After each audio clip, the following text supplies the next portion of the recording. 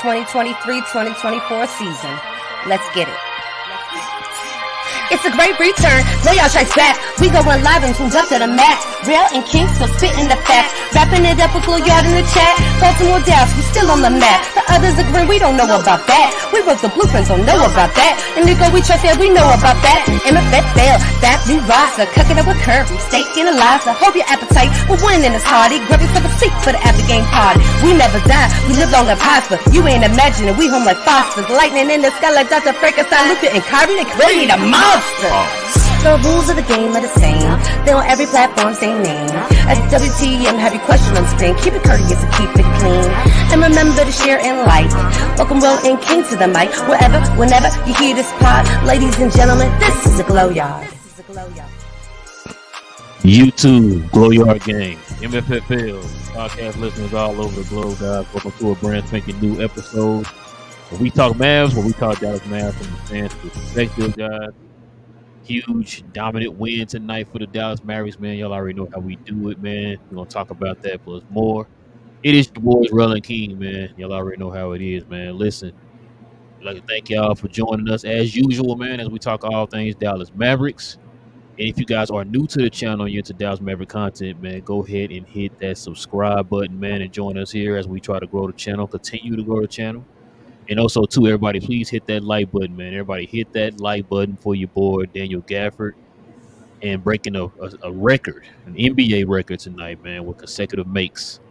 So let's go ahead and do that for us, man. Please, everybody, hit that like button.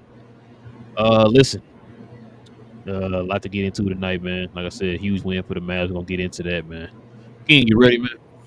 I am ready, bro. So before we start everything, man, let's go ahead and take a quick second, man, to recognize our sponsors here. Before we continue, we want to give a special shout out to Fanatics for hooking the channel up with a personalized link for you guys and ladies to get all of your official NBA Dallas Mavericks merchandise and apparel. If you're interested in helping the channel at all, please scan the QR code on the screen or check out the link in the description. We appreciate all of the continued support, and big thanks go out to Fanatics once more for hooking us up over here at We Talk Mavs. Yes, sir, man. Now, listen, if you guys missed that QR code, you always have a link down in the description box below, guys, to the Fanatics site through our site. So we definitely appreciate that, man. All right, King, you ready to get into it? I am, bro. Let's do it. All right, man. Let's go ahead and get into these takeaways of the game, man. Oh, man. Very, very good win today. One of those wins where you didn't have to worry about anything. You can just sit back, relax, and watch the game. You can go fold some clothes. You can eat a couple tacos, man, with the beans and rice, and take you a little quick nap or something, man. Wake up, and the game was still going on with a blowout. Let's go ahead and put it in people's face, man. Dallas wins 127-92 against the Chicago Bulls. Dallas shoots 54% from the field. Chicago shoots 39%. Dallas shoots 31% from three. Chicago 20% from three. Free throws, Dallas 12 of 15 for 80%. Chicago 15 of 22 for 68%. Dallas beats them in the rebounds, 49 of 43. Offensive rebounds, Dallas 10, Chicago 14. Defensive rebounds, 39 of 29. All right, King, man. Go ahead and get into it, man. Let the folks at home know what was on your mind, man. What was your takeaway from the game today, man? We big boyed them, bullied them. Mavericks didn't even shoot that great from the three-point line. Shout out to Joe from Playback. Wasn't needed, though. It was just domination in the interior. Jason Kidd used both of his big guys. You know, it was a benefit to have two big guys today. I guess he realized that you have two guys that can run and get you buckets at the paint and actually help you defensively. They both had awesome defensive games as well. I mean, if we're going to pick apart the game, I guess I can do a little something. Kyrie was a little off at the beginning, but I felt like he was trying to get guys involved. Picked it up second half. Made a couple of buckets. It's okay. I'm not mad at Kyrie. Like, people try to go off. We were beating guys by 30, and people were talking about Kyrie didn't score yet. And I'm like, why does it matter? But Luka got another triple-double. Could have got a 30-point. Kind of pushed it. I talk to you all the time about the basketball guys not liking you when you play, different ways. Forced it in the fourth quarter, messed up his percentages a little bit, but he still was dominant. Luka Doncic did whatever he wanted to do. I thought everybody just played a good game, bro, in general. I'm liking the starting lineup of PJ and DJJ together. I think that's incredible out there defensively with Luka and Kyrie, especially if you're playing a big man beside them, one of the two. I like the way he's playing Tim Hardaway Jr. right now. Tim Hardaway's getting spurts. He's not the first guy off the bench anymore either, and he's getting his run. And then when he's necessary, hopefully he can throw something on top. That's what I feel like Tim Hardaway Jr. is right now. Maxi Kleber minutes went down as well. It was good to see. I mean, he played his role, played power forward at times. He did what he did. I need Maxi to start shooting more though. But I mean, Maxi's Maxi though. Like I said, I'm not really going to complain about them. Axum again, just one of the guys. It's not really about. I know Spencer Dinwiddie was a third ball handler, like we always say, and it's not even about his scoring that Spencer was able to score. It's just him being able to control the ball at times when Luka is out there, Jalen Brunson, or either Kyrie Irving is out there as well. Just another ball handler that can do things to get them guys off the ball. And Axum is that and more. So it's always great to see Axum out there, bro. Josh Green, I felt played okay today. He didn't play bad. I thought he was out there doing stuff defensively, like causing havoc today, fighting more over screens, things like that. Dwight Powell got a couple minutes. Dwight played his role. And it's good to see blowouts like this because then you get to see Jaden Hardy and guys like that get minutes as well, which was good to see because Jaden Hardy just cooked in his limited minutes. But, bro, I thought overall, it seems like somebody talked to Jason Kidd. That's what the situation comes down to. It seems like after that, I think it was the Rick Carlisle game maybe, where we talked about Rick Carlisle meeting the new owners first or something like that. I think somebody talked when we use first-round picks, we have new owners. Like, I understand Mark Cuban is still supposedly an owner, but there's a different regime that came in and bought a team. I don't think they want to buy trash. Like, you don't just want to – that's a stupid investment. So I think somebody talked to Jason Kidd. Jason Kidd is now using centers. He has a center rotation now. Like, you've seen it. We've talked about this. When you see the Mavericks play like this, you start thinking, well, let's see them play against Denver. Then you get excited to play against like a Denver in a game and all because you like, let's throw this look at them and let's see what they can do. But when Jason Kidd, plays majority of the minutes with Max Kleber at the 5, it's kind of hard, in different lineups where keeping guys out there longer than they should be and that kind of thing. It's harder to get excited for them type of games. But like I said, we have a squad. We have guys. PJ Washington did his job again defensively like he always does. Got you some extra things on the side as far as rebounds. But we got a squad, bro. Luka, it's easy for Luka Doncic right now. Like I said, don't pay attention to field goal percentage. That's just at the end jacking up shots.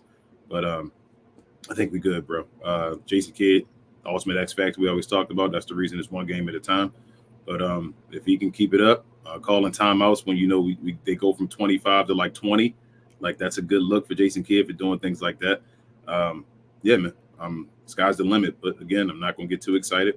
It still is the Dallas Mavericks. But these are good signs, very good signs. Yep, still taking it one game at a time, man. Yep. Like I said, convincing win today. I want to bring up something. I thought you were gonna mention it, but I'm gonna leave it alone because I don't feel like arguing with people. It's something that kind of stuck out to me in the game today. I'm just gonna leave it what it is. But yeah, like you said, great defensive effort today. Both our centers dominated. It's kind of funny what happens, man, when you actually give them playing time. Don't you remember about 2 weeks ago, maybe a week and a half ago, Daniel Gafford was only averaging like 10 minutes a game. Isn't that funny how that works? Now he's starting, he's dominating, coming as a starting center. You know what I'm saying? Lively is starting to get healthy now.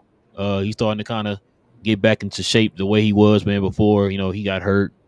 I know a lot of people were saying that, once he came back, his defense wasn't the same. So both of those guys are doing exactly what we've been wanting our centers to do. So shout out to both of them. Like I said, Gafford just been dominant, man. Able to be effective in the short roll. His defense around the rim, making guys second guess coming into the paint, shot blocking, altering shots, all kind of stuff, man. Him and Lively, man. Just both of them being athletic freaks too, man, at the center position, man. And it's funny too because remember about 2 weeks ago again, about a week and a half, maybe 2 weeks ago, people were telling us that you can't play Gafford, and look what's happening right now. It's funny how that works when you have to get a guy opportunities, right? Like that's what the name of the game is, man. Opportunity. We talk about that so many times. We talk about it with Jaden Hardy, getting opportunities, right? You can't build a rhythm if you constantly having your minutes played with. You know what I'm saying? So, shout out to Gafford. Shout out to Derek Lively, Luka utilizing both of them in a short roll. Both of them pretty much outplaying Vucevic and Andre Drummond.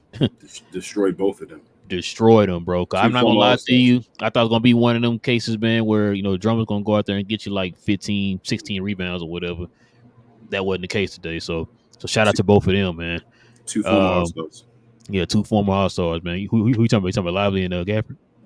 Not yet. Gotcha. Okay, I'm sorry, man. But yeah, listen. Like you said, Kyrie been kind of been a little slump here lately, man. I kind of wanted him to come out and be aggressive in this game, man, so he could start building a rhythm. He kind of deferred a little bit. I think when he make his first shot, like the second half of the second quarter or something like that, he made his first field goal shot. Kind of want to see him be a little aggressive early, man, so that way he can kind of get his game going, get his shot going, take a little pressure off of Luka. Luka, of course, with another triple-double. Like you said, Tim Hardaway was not the first guy off the bench who was excellent. I think we're starting to utilize the fact that we're going to have 2 ball handlers in at all times. Exum coming in there, controlling the game, controlling the pace, like he's supposed to. Derrick Jones Jr. was balling today. He's been balling, man, since he been in the starting lineup, man. So maybe that's what it was. Maybe he just needs to be in the starting lineup again to get his confidence up. So shout out to him. PJ did pretty good today too on defense, of course. We bring that up every show. The dude's defense is immaculate. You know what I'm saying? With him being in there paired up with either Lively or Daniel Gafford, man, it bodes well for us. Let's see who else I'm gonna bring up. That's Tim Hardaway already. No, I don't think so. Okay, Tim Hardaway coming in. Like I said, I did say it. He wasn't the first guy off the bench. He's normally our 6th man or whatever. So, he's our 6th man or whatever. So, he wasn't the first guy out off the bench. And like you said, Maxey Minutes got cut back today too. So maybe a lot of people are kind of hinting at it, man. Maybe with Jason Kidd's feet to the fire here lately, man. We've been hearing rumors of could he be fired and all that stuff. It's just funny, man. All that pressure is starting to make him actually become a comparable coach now, which I don't understand why it took this pressure for you to do that. Well, I don't know why you wouldn't just do that in the first place. Like, why are you costing your team wins? Why are you costing your team games? Especially after, like I said before, especially after last year, man, when we didn't even make the play-in last year. You should be taking stuff a little bit more serious, right? So I don't know why he does not do that. I don't know why it took somebody saying, hey, man, you might be fired. And it's like, okay, fine.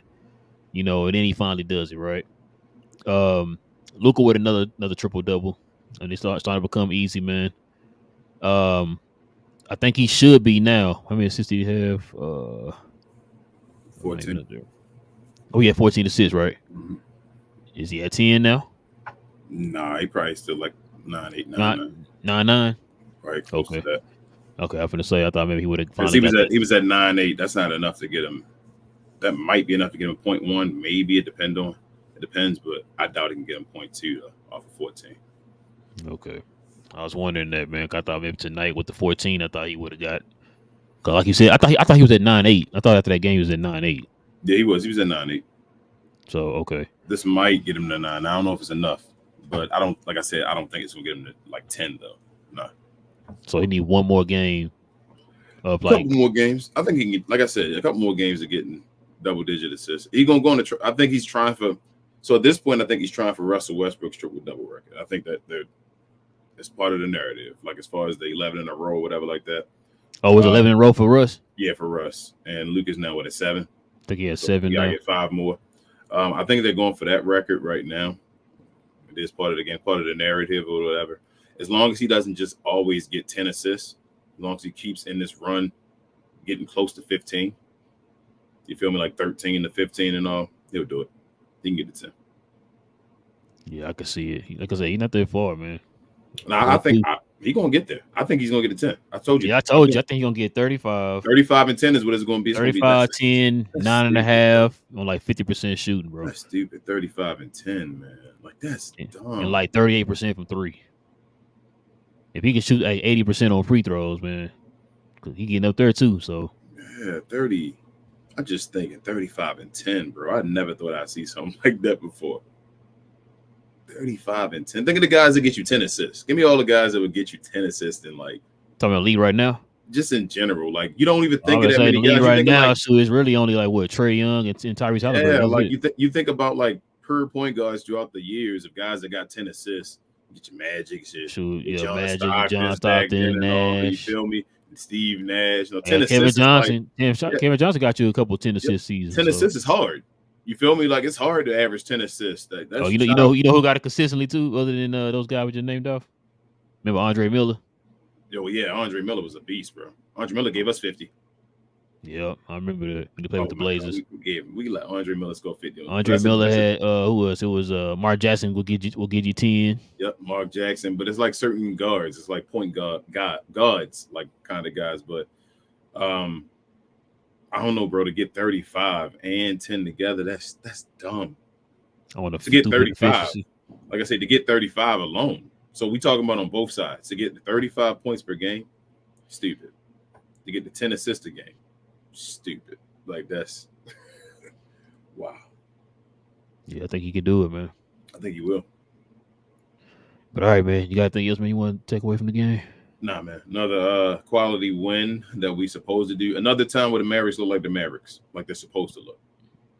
So we can get more of these games, and we can go in the right direction, bro. Like I think we've both been yelling it, man. I think we both believe in the team and the players on the team as far as the talent. It's really about our coach. And we see it. We see it now. If we keep screaming, it's the coach. And look what's happening. As soon as he got pressure on him, that's when he started really coaching. That's when he finally decided to start coaching. So, I agree, bro. I agree. Like you said, we've been saying it for the longest. You know what I'm saying? And I just hate that it took this long. I hate that it took like what we got, like 18 games left now or something like that, 18 or 17 or whatever. I hate that it took this long for him to finally do all this, man. I mean, he kind of did the same thing last year, man. You know what I'm saying? Like around the same time. So 13-4, bro. Can we go 13-4? Great question, bro. We are in the good in the right direction right now. Yeah. So we'll see, man. If we can get to 13-4, man, that'd be huge for Dallas, man. If we can get it to under 10 with still 3 games to lose, then I think we can do it.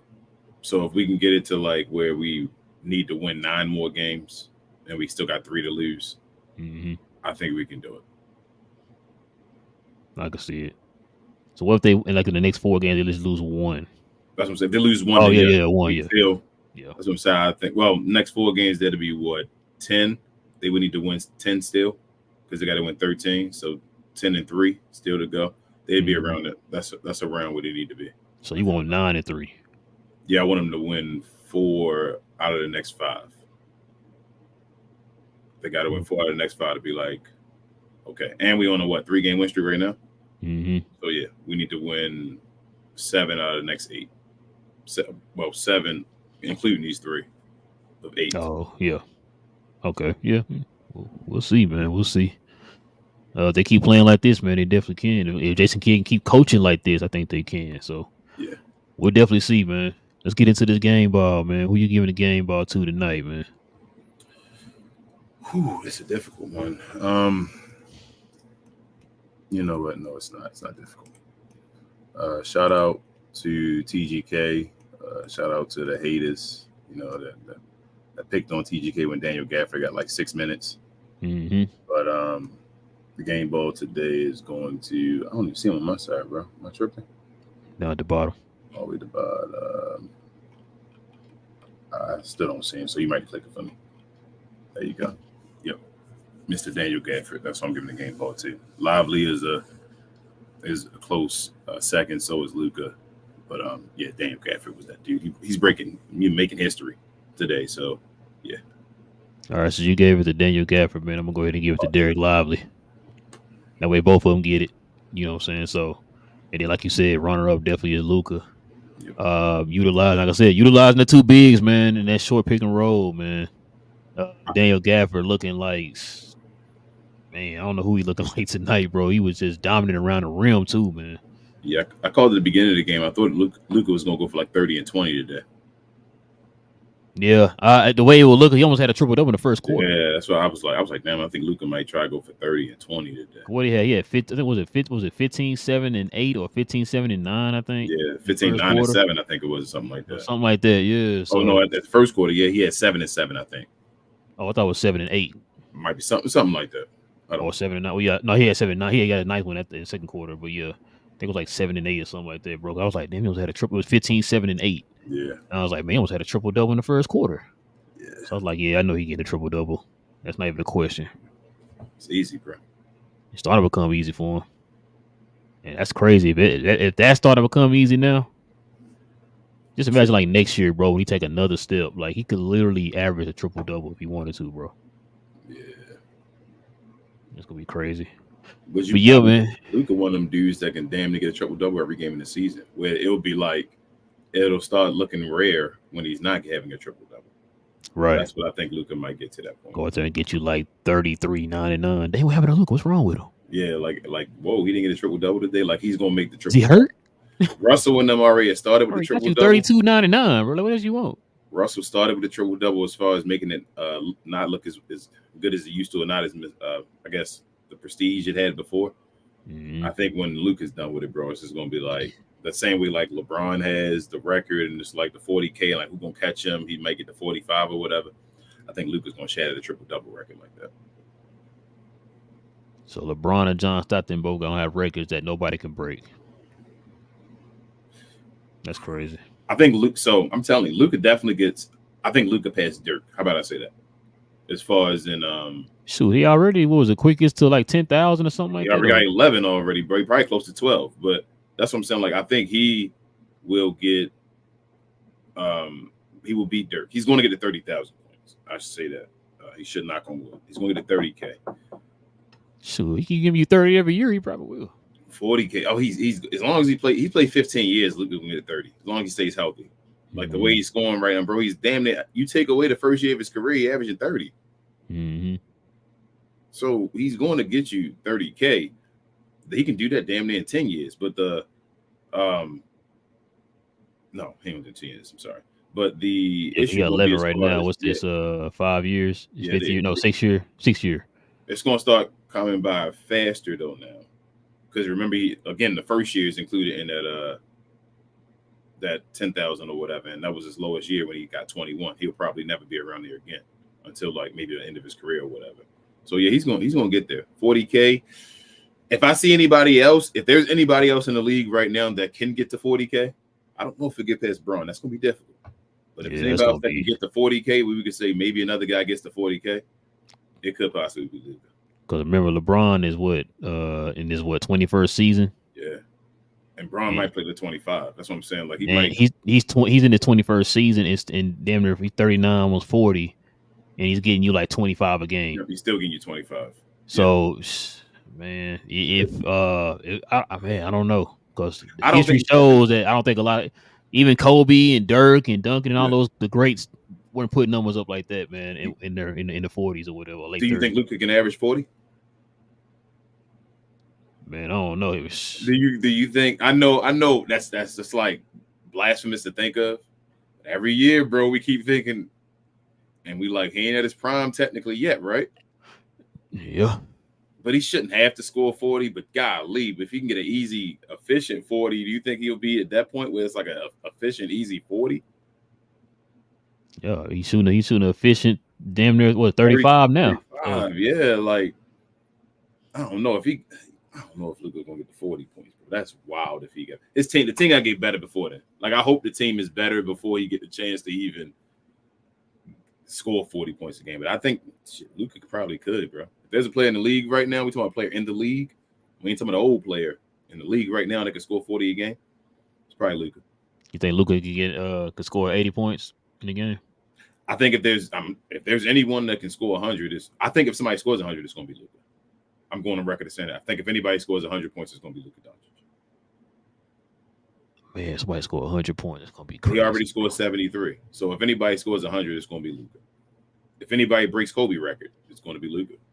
He's the highest scoring guy in the league right now. Like, and he's one of the highest scoring guys of all time. Like, it's easy. Every time we think, that's why when people keep saying about athleticism and all, no, it don't matter. What do we just saw this guy get 73. True. I thought the name of the game was putting the ball in the hole. This next thing probably is a 70-point triple-double. How about that one? That's probably the next one. He almost had it. Yeah, the 70 triple-double. Yeah, one what was it? Was it a rebound or assist? I think it was assist. He was one assist away. That was the game that Josh Green scored 20, but nobody else showed up. Yeah. So I think it was 2, maybe assist away. no, it was 1. He got 7, 3, 10, and it was 7, 3, 10, and 9. He had 9 assists. Like I said, I remember the 9 assists. I was like, man, if dudes had just made these shots, man. Like I said, he had 73. Josh Green had 20, and then everybody else was like, sprinkling of singles. But it'd be a game. It'd be a game where Kyrie didn't play though, obviously. Yeah, he didn't play in that game for sure. So yeah, like LeBron, no Wade, and all that stuff. It'd be a game if Kyrie missed against a bad team in January. Was that in January? Yeah, I think it was January. Big games come in January for some reason. I don't know why. I guess everybody's in a full rhythm by January, man. Yeah. Of course, that October, November, December. So yeah, 3 months. You're kind of getting yourself into a rhythm. Because what's the best month Lucas plays in? Was it like December or March? I can't remember. I think it's January. I thought it was. Oh, okay. I thought it was like December. Because I think after Christmas and all that, that's when he really turned it up. Luka turns it off on the second half of the year. I think it is. Maybe February. Yeah. It's something like that. But I know he usually turns it on. And maybe you may have a point with that with guys being like all the way engaged. Because usually they say the season doesn't start until really Christmas. Yep. I think at that point in January, then probably guys are like for real, and that's why you get the big scoring games like January. Because what was everybody focusing on with Dallas the year we went to West Conference Finals? When did we start picking it up? Second half. After Christmas. After everybody brought up after Christmas.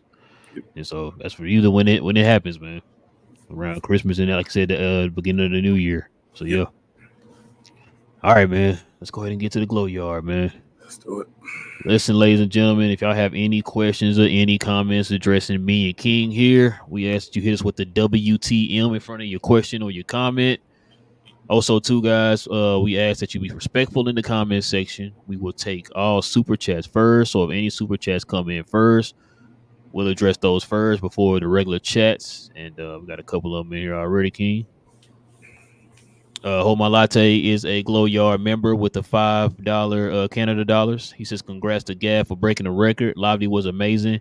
We got Big Shaq and Mini Shaq is over for the league. One more thing, J Kid, you still fired. Oh, man. Okay. I ain't mad at you, man. I ain't mad at you. Dallas Mavericks with the $5 dono says THJ equal 20 minutes. 20 minutes. THJ equals 18 minutes, 4 points, 1 for 4. Hardy, 7 minutes. 11 points, 4 for 5, with only THJ being a plus minus. Plus minus was a -3. Keep in mind that this was a blowout by 34 points. Kid still trash. Play Hardy over THJ. Jesus. I mean, yeah. I don't see no lies there, man. All right. Latte again. He says, good game. Luka didn't get his 30-point triple-double. Not my MVP. How can he be MVP when he can't score 30 against a bad team? He also said, King asks, who said Kyrie was trash? He is trash tonight. But Ramadan, what is that, R&B? I told you I'll be telling me stuff I don't be knowing. Ramadan Kyrie is a demon. You will see soon. And we facing the Warriors. Oh, man, it's over. Kyrie better hide or he's fade away 3. Hey, that they don't even know Kyrie playing. That right. I mean, say Kyrie. Steph. Sorry, I'm tired. I don't even know if Steph playing. So yeah. Martin says Luka went on a 26-6 run by himself against Grant Williams on practice, and Luka was just silent. Everyone reminded Grant, "Do not poke the bear." Michael Finley. Yeah, Martin. I saw that. After the first quarter, Luka was only down by 1 against the Bulls today. He had 15. He had 16. Ashton says, "Good win." What up, Ashton? He says, when I got on playback, all I hear is King saying how big Nick is, pause. And he kept going, pause, Ashton. I kept saying, pause. I got to chill. Gina Kim said, hey, fellas. She's a Glow Yard member. What up, Gina Kim? Hey, Gina. She says, great win tonight. It feels good to finally take care of business against a team and hold them under 100 points. From the start, we came out focused on both ends. We need to keep it up. She also says game ball to MVP Luka, obviously, but Big Dan, and D Live also get it. Pause. This Luka Live Dan trio cooked tonight. Nice to see Kid understand that Luka loves his big, so he should keep playing the minutes. Pasquale, he's a Glow Yard member. He says, hey, fellas, what up? What up? 3 straight. No win is a guarantee. 1 game at a time. Props to timeouts we don't usually see. Luka MVP, role players dominated the game. Vibes are improving. Let's win a Big West game. Yes. Gina Kim said honorable mention, PJL, DJJ, THJ, point guard Timmy. Who would have thought? Hardy for going straight to work with 11 points in less minutes. Green, Kai got going late, but cooked later on. Yes. Gina Kim also says a fan really tried to say this current Mavs team will lose to the 22 Mavs. They had Bullock over DJJ and Exum and Maxey over Live and Gafford. 22 chemistry was better, yes, but 24 Mavs killing them. Don't listen to them, people. Don't fall for the trap.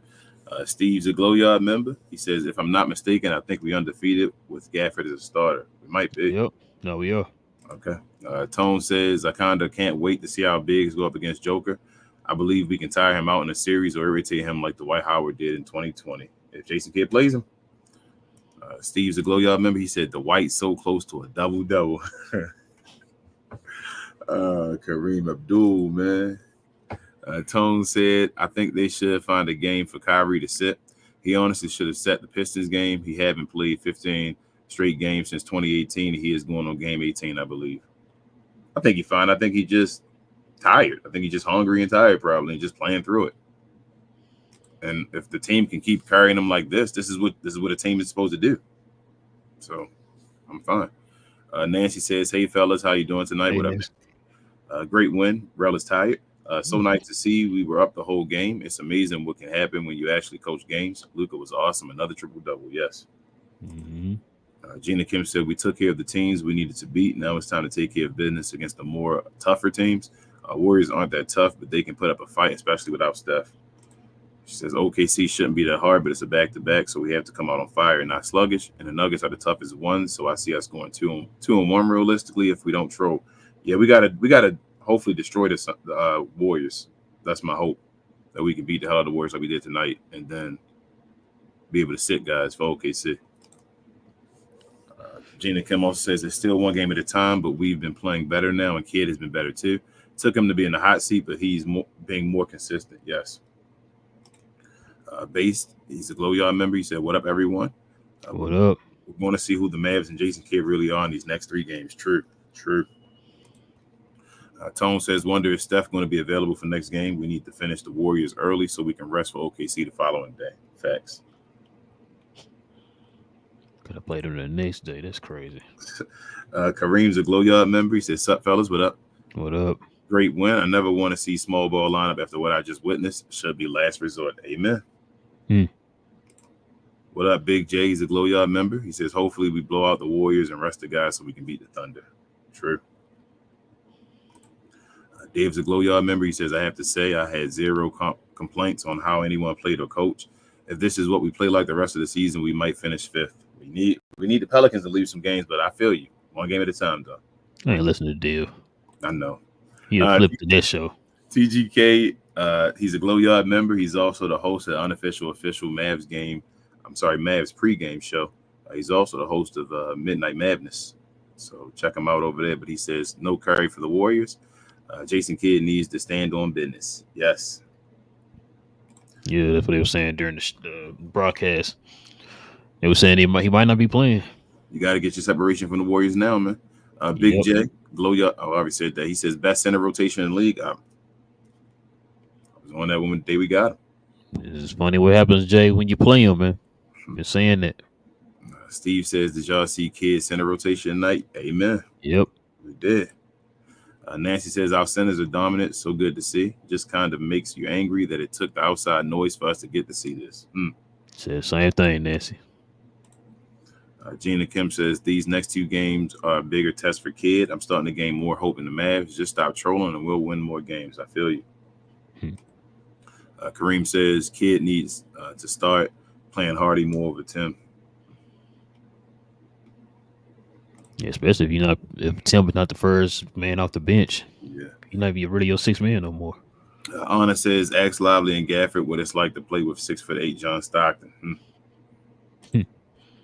GD, what up? He says, King, Relle, always good to see you lads. Hope you're both well. Same, GD, appreciate you. Just tired, man. Nancy says, I know it's the start of Ramadan, so there will be patches where Kai is not going to be his best for sure. But I also have seen games where during Ramadan he scores 30 plus. We'll see how this goes. Yeah, the team gonna hold it down for him. We're gonna be fine. We just need Kai in situations to be Kai, and that's what he does. Gina Kim says Kai has been off these last few games, but his monster game is coming, and it'll be against the Warriors. Kai loves to cook the Warriors, so add Luka to that, and they'll combine for 80. I can see it. She also says, y'all see how Tim came in and the Bulls started to go on a run. Thankfully, Tim was decent, though. Hardy still needs to play over him, though. Better playmaker, defender, and scorer. More minutes for him. Yeah, got a super chat. Nope. Sorry. TGK, man, the unofficial official pregame show host of TGK TV with the $2 dono says salute to the defense and crisp rotations on D. Pause. Yes. Hard pause. What up, Cam? He says the big guys was eating today. Yeah.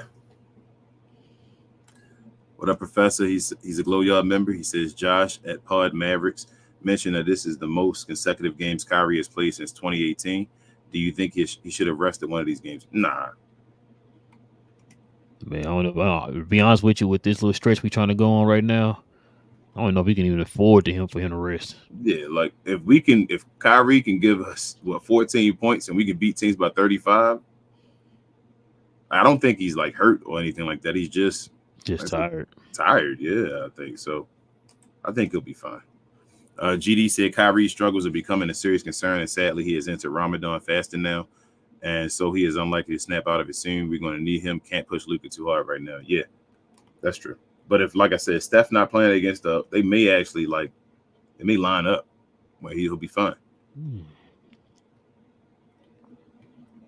With Luka Doncic, without Kyrie Irving, and without Steph Curry, I think the Mavericks should be able to beat the Warriors. Really need them by Denver. Really, OKC, I guess I should say. GD said my game ball goes to Luka. Our centers could have had Cook like that. Couldn't have Cooked like that without him. 77 literally out there spoon feeding those boys. True, GD.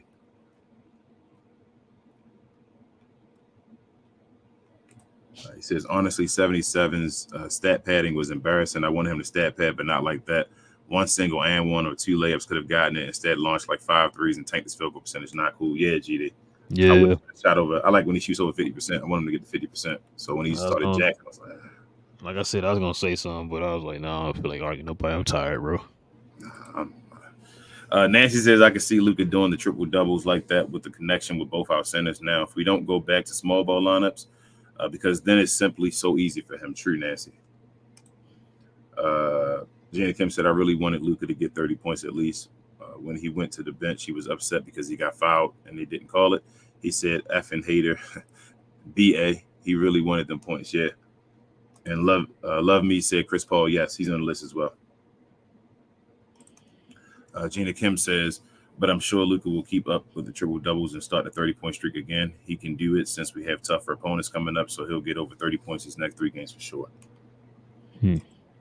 GD said on a side note, Mavs social media shared a clip of Keith hitting a pull-up jumper from the free throw line. It was nothing but net, but they used the caption, bank is open, cash was our socials, bro. That's hilarious. What up, L? She's a Glow Yard member as well, finally. She says, I hate it when Mavs Twitter coaches are right and the actual coach is trash. Gina Kim said, it took a losing streak for us to get it together, shaking my head. Kids should have listened to us Twitter coaches, so we could have been 5th or 6th seed. Yeah, so it could have been 4th seed. Anna says, considering all the injuries, if the Mavs get to 50 wins, Luka could win. Yeah. Everybody's so close. Gina Kim says, do y'all like Gafford starting from now on? Do y'all think Kid will keep it that way or switch it up and start Lively again? It don't matter. That's how I feel at this point. I'm glad Lively learning from Gafford now. Now you see what Lively's doing behind him with that fight. So, bro, he didn't learn that from Gafford. He learned that from Powell, bro. Don't do that, bro. I'm sorry. I apologize. He playing just like Powell right now. Just like him. Steve said it's crazy how Skip Bayless gave Luka credit the other day because Skip hates LeBron, right? And he uses LeBron as a pedestal for Mike, and I hate that, right? But he calls out some things that Bron does that's like questionable. I'll keep it real. You feel me? Like the free throws and stuff like that. That stuff is dumb stuff that Bron does. That's like, damn, Bron, come on, man, you can't be doing that. Mm-hmm. I just hate the way he like, and he says that he does it because of Michael Jordan. Like when you're putting a guy on Michael Jordan pedestal, you can't. I got to knock you off because you're putting him on a different level. Luka, I think Skip Bayless, like I've been telling you forever, I've been telling everybody else, I think Skip Bayless knows what Luka Doncic is. And the issues that Luka had before that Skip Bayless had issues with, Luka's no longer doing those issues no more. If you stop doing what the guy was already complaining about, what can he complain about anymore? You feel what I'm saying? So now Skip is understanding. He talks about his 3-point percentage is now 38%. He said he was a sub-par 3-point shooter. You can't say that anymore. His free throw percentage, he said since the first or whatever, he's been shooting like 87%. You can't talk about his free throw shooting anymore. He comes up in the clutch. Skip said he's the most difficult shot maker in the league. He practices difficult shots and he makes them in the fourth quarter over and over again. At some point, Skip has to give him credit, and he's Jordan Boy. You feel me? Like I can already see it. It's just that everybody's wanting it to happen right away and all. And it's like it's entertainment. That's how I feel. Nancy says, "Hey everybody, please hit the like button. We have 100 people in here and only 31 likes. The guys are working hard. Please give them a like. Appreciate you, Nancy. And it's now 174. Appreciate all of y'all. Thank you, Nancy. Thank you." GD said, keep in mind that Chicago rolled over in the paint, so 77, 221, and 21 made them pay. Other teams won't. When Kid sees paint D, he may go back to live by the 3, die by the 3, and we know how that can go. Yeah, GD, I agree. I'm not going to go against it. But the last game, I felt like we didn't shoot that well from the 3-point line either. Yeah, I don't think we did. Yeah. A couple games we've been still handling dudes and not being able to shoot from the 3-point line. So we'll see. Jay with the $5 dono, he said, "What's up, fellas? So was Barkley right? Luka can do both. He can get others involved and score his points. This is how the Mavs should play." I mean, yes, you're right, Jay. But it all comes down to people making their shots. Yes. Like Luka leads the league in the most assists from wide open shots that weren't made. Yes. So it's not like Luka is not getting these guys set up and getting these guys involved in the offense. It's definitely context when it comes to that, man. People look at stuff on the surface and think like, oh, he's not getting people involved. Yeah. The dude has had 7 straight triple doubles. So for you to get a triple double, that means you have to have double-digit assists. Like how many players in the league are averaging double-digit assists? There's only 2 other guys in the league averaging double-digit assists. So for him to also be getting double-digit assists, that means he is getting people involved. Where's Tyrese Halliburton? How many assists is he at now? Because I know he's been struggling since he came back from injury. I'm not even sure, bro. Is he at like 10 something, or is he like still high above? If he had 10, bro, the Luka can still lead the league in assists. It's still it would take a lot. It would take some assists, but yeah, if Tyrese Halliburton is still in the 10s, man, because I know he's fell down. But if he's like 11 or higher than that, I don't think there's no way Luka can catch him. But yes, I also to answer Jay's question, I think Barkley was right. It's context, like I always say. And when you stating stuff, you can't just put something out there and make people think that a player is not doing his job, because Luka. That's what I'm talking about. It's like, between guys not making their shots. Who does he have that can make the shots, and who's the coach putting in situations? Like what's going on as far as the entire situation. So it is. But go ahead. I'm sorry. No, I was gonna say to piggyback off of that. When he talk about getting players involved, like we always ask this question, man. Who on this team, other if you take Luka, you take Kyrie off this team, who on this team can give you consistent offense? Nobody, but it's up to Jason Kidd to get him offense like he did today. Well, no. I know that. I'm just talking about on the factor of Luka when people bring that type of stuff up. It's like we don't have guys on this team that can get you consistent offense. They literally have to depend on Luka. Yes, even Lively and them, like GD said today. Yeah, they got their buckets because Luka was. They were getting their bucket because of Luka. They were making their shots. It's that simple, bro. That's why whenever you hear these national guys, that's why I kind of just grit my teeth, bro, because I know they're not watching the games, bro, and there's context to everything. So, yeah. Gina Kim said now they want to hate on Luka, saying they didn't love Russ and called him a stat pad, but praise Luka. They gave Russ an MVP. Casuals on Twitter are so annoying. Did they know he stat padded for 30 and didn't get it right? Because Gina Kim, you could tell him the triple double was already done. That's again, context. Same thing like we said last about the other game, bro. When they saying he stat pad, I'm like, bro, he tried to get 1 rebound. That's what I said. It act like he was out here trying to stat pad to get, 10 more points or something, and 3 more rebounds or whatever. He stat padded for 1 rebound to make history. That's it. Ray says, thoughts on Mike Finley talking about Grant Williams talking ish on Luka. I'm actually 50-50 on it. I like how Grant talks to Luka to take it seriously even in practice.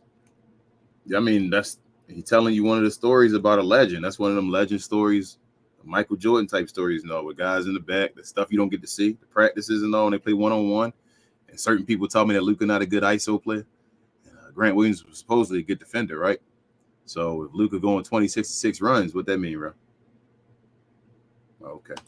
That means Grant Williams is the greatest player in the league right now. Understood. Martin says, this win is a big gift for me.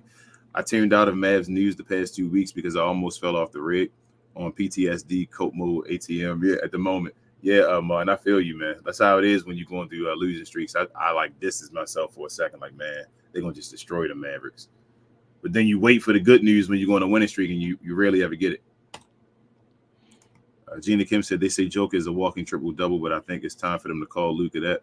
Luka is the best offensive player in the league right now, and no one comes close, even when Embiid comes back. And that's why I think he's the best player. But, Sabonis leading the league in triple-doubles this year? You said Luka? Not yet. He's still behind Joker. I think Joker was second. You said Joker? Sabonis, though.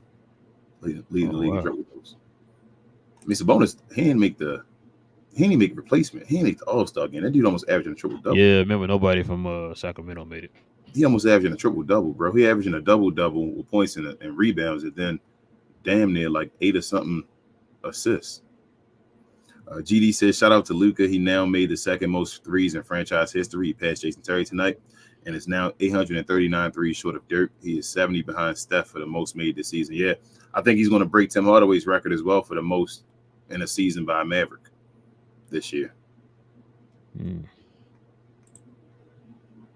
What up, GOAT? He says, what do you think of this starting lineup going forward with Exum and Lively first off the bench? I like it. I like it, too. I like it. They're trying to keep 2 ball handlers in at all times. Yep. That's why they got Exum off the bench first. What up, We Certis? He says, I hate saying fans are mad at stuff like Luka blowing his percentage, chucking shots for 30. Let them have some fun, and they don't care so much about percentage. Fans do. Yeah, I feel you. But still, it's just, I don't like playing with the basketball guards.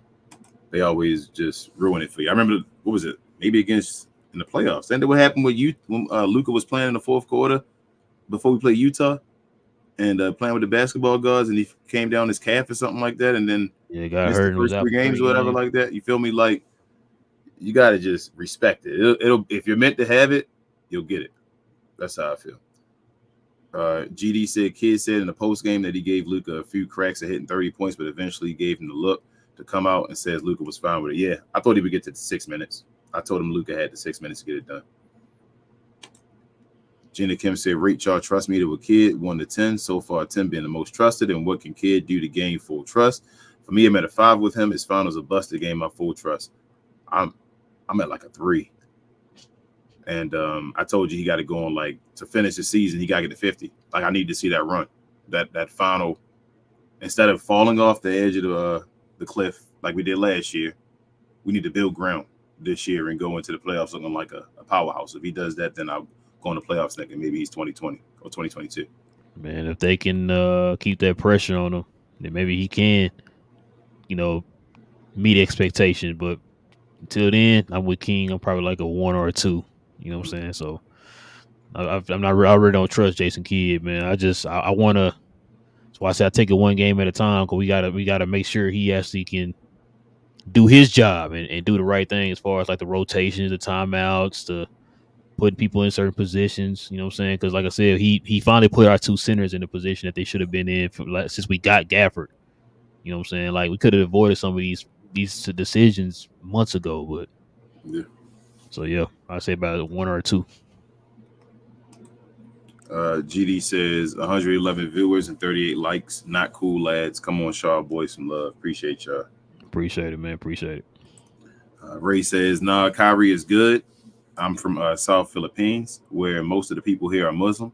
The start of Ramadan is the hard part because their bodies adjust, but it's only for a few days and it's normal. Appreciate you, Ray. Good to know. Pasquale.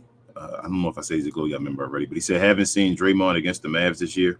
Wonder which version we get. May get testy with our new dog, General PJ Washington. For real, biggest game of the Mavs season. Agree. So far, yeah, this is the next big game. But Draymond usually cool because he cool with Luka. Draymond usually on his best behavior when he playing us, I feel like. Gina Kim says, I hope we can cook OKC like we did when Big Dan and PJ first came. I feel like a hard pause, but that was the most fun first quarter I ever watched from the Mavs. Add Lively now, they won't stand a chance. I feel you.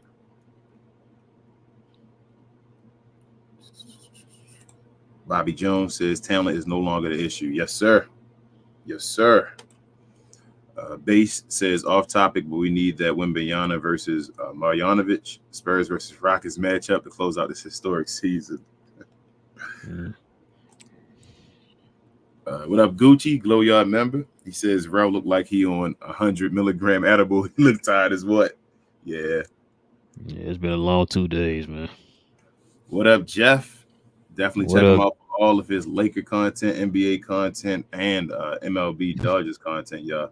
He does playback. He does everything, man. Check him out, Empire Jeff, on any media, y'all. Yes, sir. I got, man. Shout out to Jeff. GD said, yeah, agreed, King. If Steph doesn't play, we should be able to take Golden State even without Kyrie. But until I see the injury report, I ain't assuming Steph is out, and kids shouldn't either. I feel you, GD. Yes. Yeah, prepare as if he's playing. You're right. Gina Kim said, Skip even credited Luka for improving his free throws and three-pointer. Skip knows Luka is getting better, and I'm happy he's finally seeing that. The way he talked was like he's actually watching games. Yeah, I think he's becoming a fan. He just didn't. So that's why I hate personal vendettas, bro. That's why you can't do this job if you got a personal vendetta. Like you can't do that. It's not the players' fault, and you can't hold the players accountable. But that's Stephen A. Smith had a personal vendetta against what's his name? Kyrie. Literally said he had a personal vendetta. Skip Bayless has a personal vendetta against Mark Cuban. He does not like Mark Cuban. He hates him. He said it on that clip. Yeah, so it is what it is, and they hold him because of them. Treat the team a certain way or talk about the team a certain way. So I hate that. That's why I don't listen to the people on national media, man. That's why I always talk about that, because they put too much of their personal feelings into their decisions and stuff, man. Like, you're supposed to be objective, but amen, but they don't.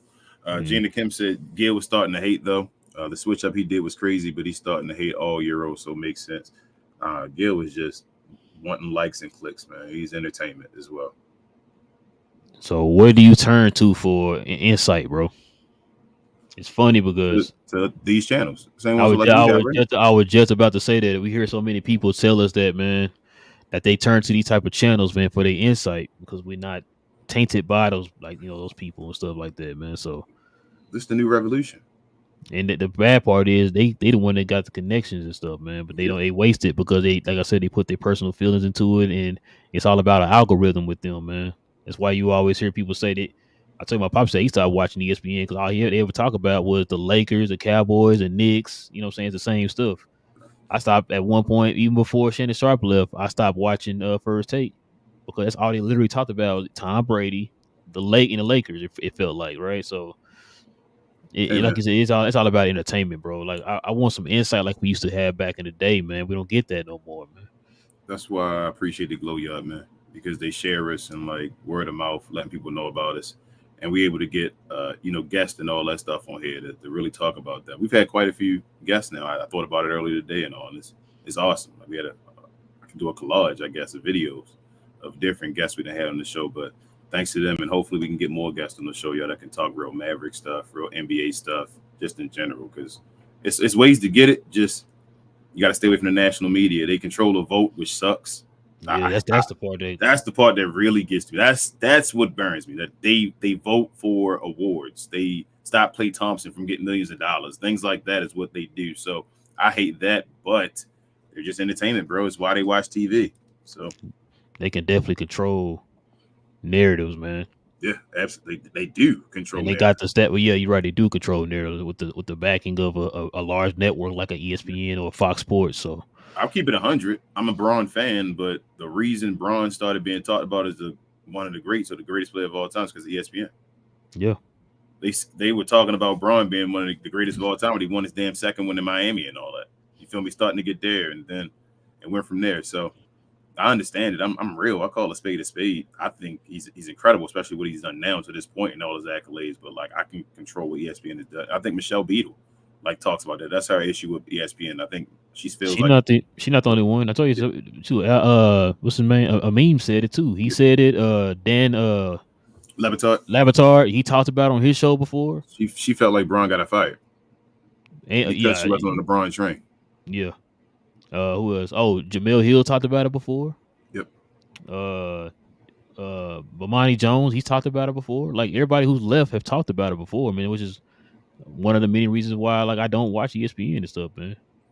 I think they don't know what they're talking about, man. But it's like you see it. It's like it's right there in your face. So it's political. Daniel says, "What's up, fellas? What up, Daniel? What up, man? First off, great win tonight, and we got a tough one on Wednesday. Also, what's your thoughts on the new Kung Fu Panda movie? Excuse me, I'm going to see it on Wednesday for the first time. Yeah, it was pretty good, man. Wasn't bad. I mean, my wife saw it this weekend. That sounded like it wasn't that good.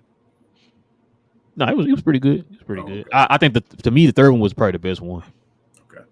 GD says, gotta give some love to Josh for not just the 3 impressive hustle plays, but for one of the best passes I've seen from any Mav, including Luka, that blew my mind. Shout out to Luka for making the shot. Yeah, Josh is the one passing the ball today in general.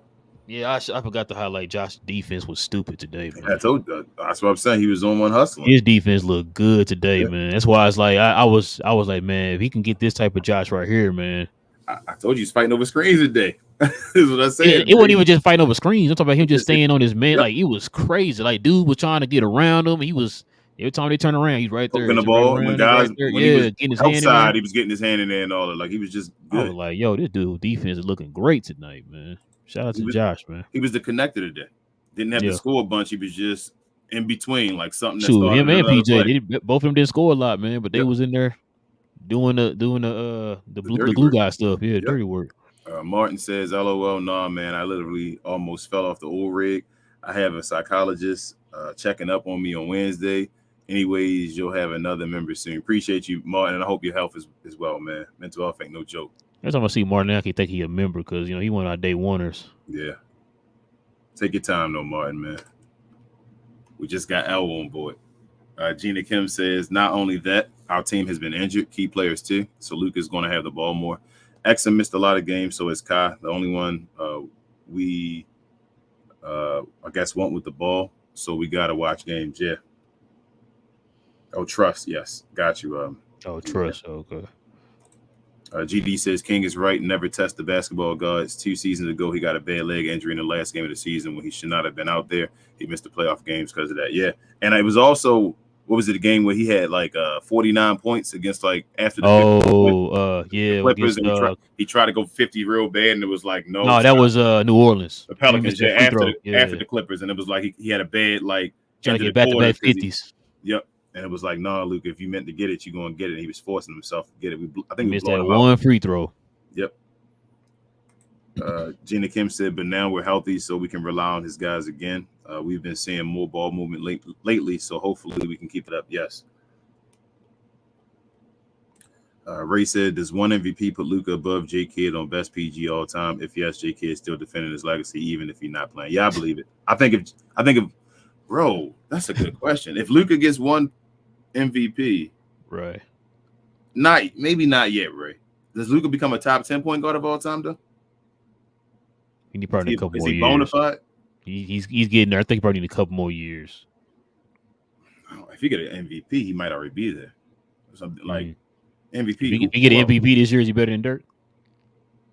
No. He got to get the ring. Got to get the ring. Okay. As soon as he get the ring, he don't even. If Luka didn't get an MVP, and he won a championship, I still think he's better than Dirk. Especially if he got it like now, like at this point of his career, he's better than Dirk. I already think he's better than Dirk. Dirk's just greater, I always say, than Luka because of the accomplishments and all. But Luka's better than Dirk. If he wins a ring, I think he's arguably better than Dirk already. Especially at this age, 25, winning a ring. Dirk winning 33. I think Dirk won at 21. Okay, he should have. Goat says, salute, appreciate you guys and the work you do. I'll be a Glow Yard member by the next game. Appreciate you, Goat. Okay, appreciate it, Goat. Appreciate it, man. GD says, I don't know what Gaff meant by that Instagram story, but if it is what I think it is, nah, I didn't even see it. GD, I gotta see it afterwards. I know Yeah. Chat, bro. Black Noir is a Glow Yard member with the $10 donut. Says, salute, guys. Thanks for the content and congratulations on the success of the channel is having. Hit the like button. Also, for real, thoughts on the new Crow. I gotta see it in action first. Black Crow. Those pictures didn't do it any justice, man. Why is it Those just new pictures Relle, didn't do it. It didn't do it because I got a channel. That's what. Oh, I'm sorry. I can't talk about the Crow. Dang. No, I can't talk about the Crow. Do you have a channel, sir? You don't got no channel. You can't talk about it, sir. No, we Talk Mavs right now. Dang. But yeah, no. I saw the pictures. I mean, I gotta see it. I gotta see it in action first, man, to kind of get my actual opinion on it. Because I don't want to be one of those people who it's gonna be trash of a picture, and then you see it, it's like, oh, I mean, pretty good movie. It's giving me Jared Leto vibes though, of the Joker. But like you said, so when I heard it was a dude off of what's his name? I didn't. But to be honest with you, I didn't know it was him. When I heard it was him, I thought so. I didn't see the pictures first. Queen was telling me it was him. I was like, "That's a good. I like that. That's a good pickup. I think that'll work." Right? When I heard it was him, then when I found it was him, yeah. But then I saw the pictures, I was like, when I saw the pictures of the way they made him look different, I'm like, I don't know. Y'all messed it up. You could have did it again with him. They didn't have to put they didn't have to do the tattoos, bro. Yeah, but you could have did something like paint the face. I'm gonna keep it real with you. I don't think it's gonna be good. I think that's something where the mystique and all is on the movie for Brandon Lee, and I think that's just shouldn't be touched. That's how I feel. Like I don't think it's gonna be that good, but it might. I didn't think Heath Ledger was gonna be a good Joker, so he damn sure proved me wrong. Okay. Black Noir. Black Noir. I gotta say, you probably the first person I heard say that. Black Noir says he's 12. Oh, dang, been for 12 months. Same for me. King said Jared Leto vibes. Yeah, when dude had damage across the head and all that, bro. With the I don't know why they did that. But like I said, I'm gonna give it a chance. I'm gonna see. I'm gonna keep my expectations at the door and go in and see what they're talking about. Ray says Perk also defend Kyrie against Sharp. I'm shocked. Yeah, I keep telling you, I'm gonna, I guess, die on this hill alone or whatever, as they say. I really think the NBA wants to get the NBA to Luka Doncic. I'm telling you, when you hear guys like LeBron saying he love him, when you hear Jordan, like they want to give it to the league to him. It's just little things they don't like that they're trying to call out, but then also the winning. Like that's the major part of it is the winning. I think everyone understands what Luka is. Like it, bro, there's no way you can scoff at these numbers. Like this is James Harden was being talked about as like better than Jordan when he was doing stuff. That I remember that. Of this, and he wasn't even as efficient and all that. Like this is all time. It's just the organization is the thing that's setting them apart. That's what I really think it is, bro. I think it's that. I think Luka's that far apart of it from everybody else. He's always about winning, man. Yeah, that's what it's all, and that's why I don't get as mad as everybody else does. This didn't just start with Luka, man. It's been going on. That's why I don't get as mad as the media, bro. Like I know everybody in the media is clowns at times and all that, but I don't get mad at the media for not, giving constant press to Luka Doncic when the Mavericks will lose, 5 in a row, whatever like that after doing that. You feel me? Like, why would they go about his team? They started doing that too. They started kind of doubting him and everything too after we didn't make the playoffs last year. So, yep. Remember? New member. Martin is a new member now, man. I thought he's gonna wait till the next show, man. Appreciate it, Martin. Appreciate it, man. Welcome to the Glow Yard membership, man. You can join us here on Member Fridays, man. Yes, sir. Well, you can join us in our post games as well. On Gina Fridays. Kim says, "Yep. Y'all think Lively getting that first team all rookie? I have him, Chet. him, Wemby, Chet, Pods, and Hami. If is it positionless? I don't think Pod's gonna get in there. If it's positionless, I mean, it is position. I'm sorry. Yes. Oh, okay. Yeah, he probably. I can see it. I don't think Pod. You think Pod's getting in there over Brandon Miller? Oh, who's Pods? For Golden State. Oh, I don't even know. Brandon Miller. Lively. I don't even know. You know Lively, Brandon, Chet, Wemby, probably all the ones I know. You know, Brandon Miller is top, I think, 3 or 4 in the league in mid-range percentage this year. Bro, I told you this when he got drafted. There was something about the kid that they liked over in Charlotte, bro. Like he's been pretty good. He's been probably the most consistent player on their team. He's a rookie. He has been the most consistent player on their team. So yeah, and I'm like, bro, he's matter shooting. Of fact, tonight I think he was the leading scorer. He's shooting 52% from midi. That's where he killed that. That's where he killed that in college. That mean that dude can be elite. When you got a dude that's shooting 52% from midi as a rookie. This dude might be like a superstar. But I mean, don't pay attention to me, bro. There's certain things in the game, like if you can shoot a mid-range shot, bro, that goes everywhere. You feel me? Like, and if you don't let folks tell you, shots, don't let folks tell you different that mid-ranges ain't it. You know, cause I know the league he wanted to go away from the mid-range, but the best players in the league can shoot effective in the mid-range. Yep. The guys that can lead you in the playoffs. Div Glow Yard member, he says the mainstream is literally just talking about the big markets. Guys like Stephen A. Smith have people to answer to. You guys speak the truth you see and don't try to please bosses. True, Div. We says, I wish the NBA media content was more about the actual game of basketball, like strategies, game plans, matchups, instead of triple doubles, GOAT debates, and the first to ever. Yep. Jana Kim said, I don't understand when it comes to Joker and Russ, they can get MVPs because of injuries and bad rosters. But with Luka, he can't get it because he's losing too much of ball hog and they provide no context. None.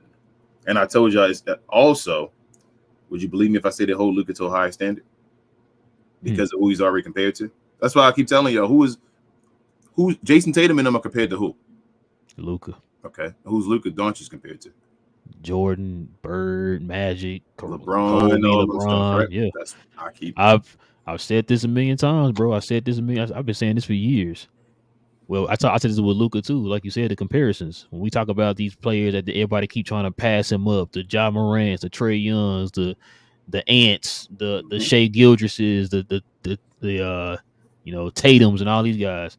Who do they always compare those guys to? They compare them to Luka. Mm-hmm. Who do you hear them compare Luka to? Not the them. Greats. Yep. I said the same argument with LeBron. Whenever you have this LeBron Kevin Durant debate, who do you always hear them compare Kevin Durant to? LeBron. Who do you always hear LeBron compare LeBron to? Michael Jordan, Kobe Bryant. Thank you. Like that's why I said it's levels to it, man. And like you said, I know my favorite word, man. It's context. Like that's why I understand why. Like Slightly said on the show, like I'm with him. You heard me say this before, King. I mean, I know I had one episode where I kind of had to break it down because we had idiots hitting us up talking about Tatum was better than Luka, right?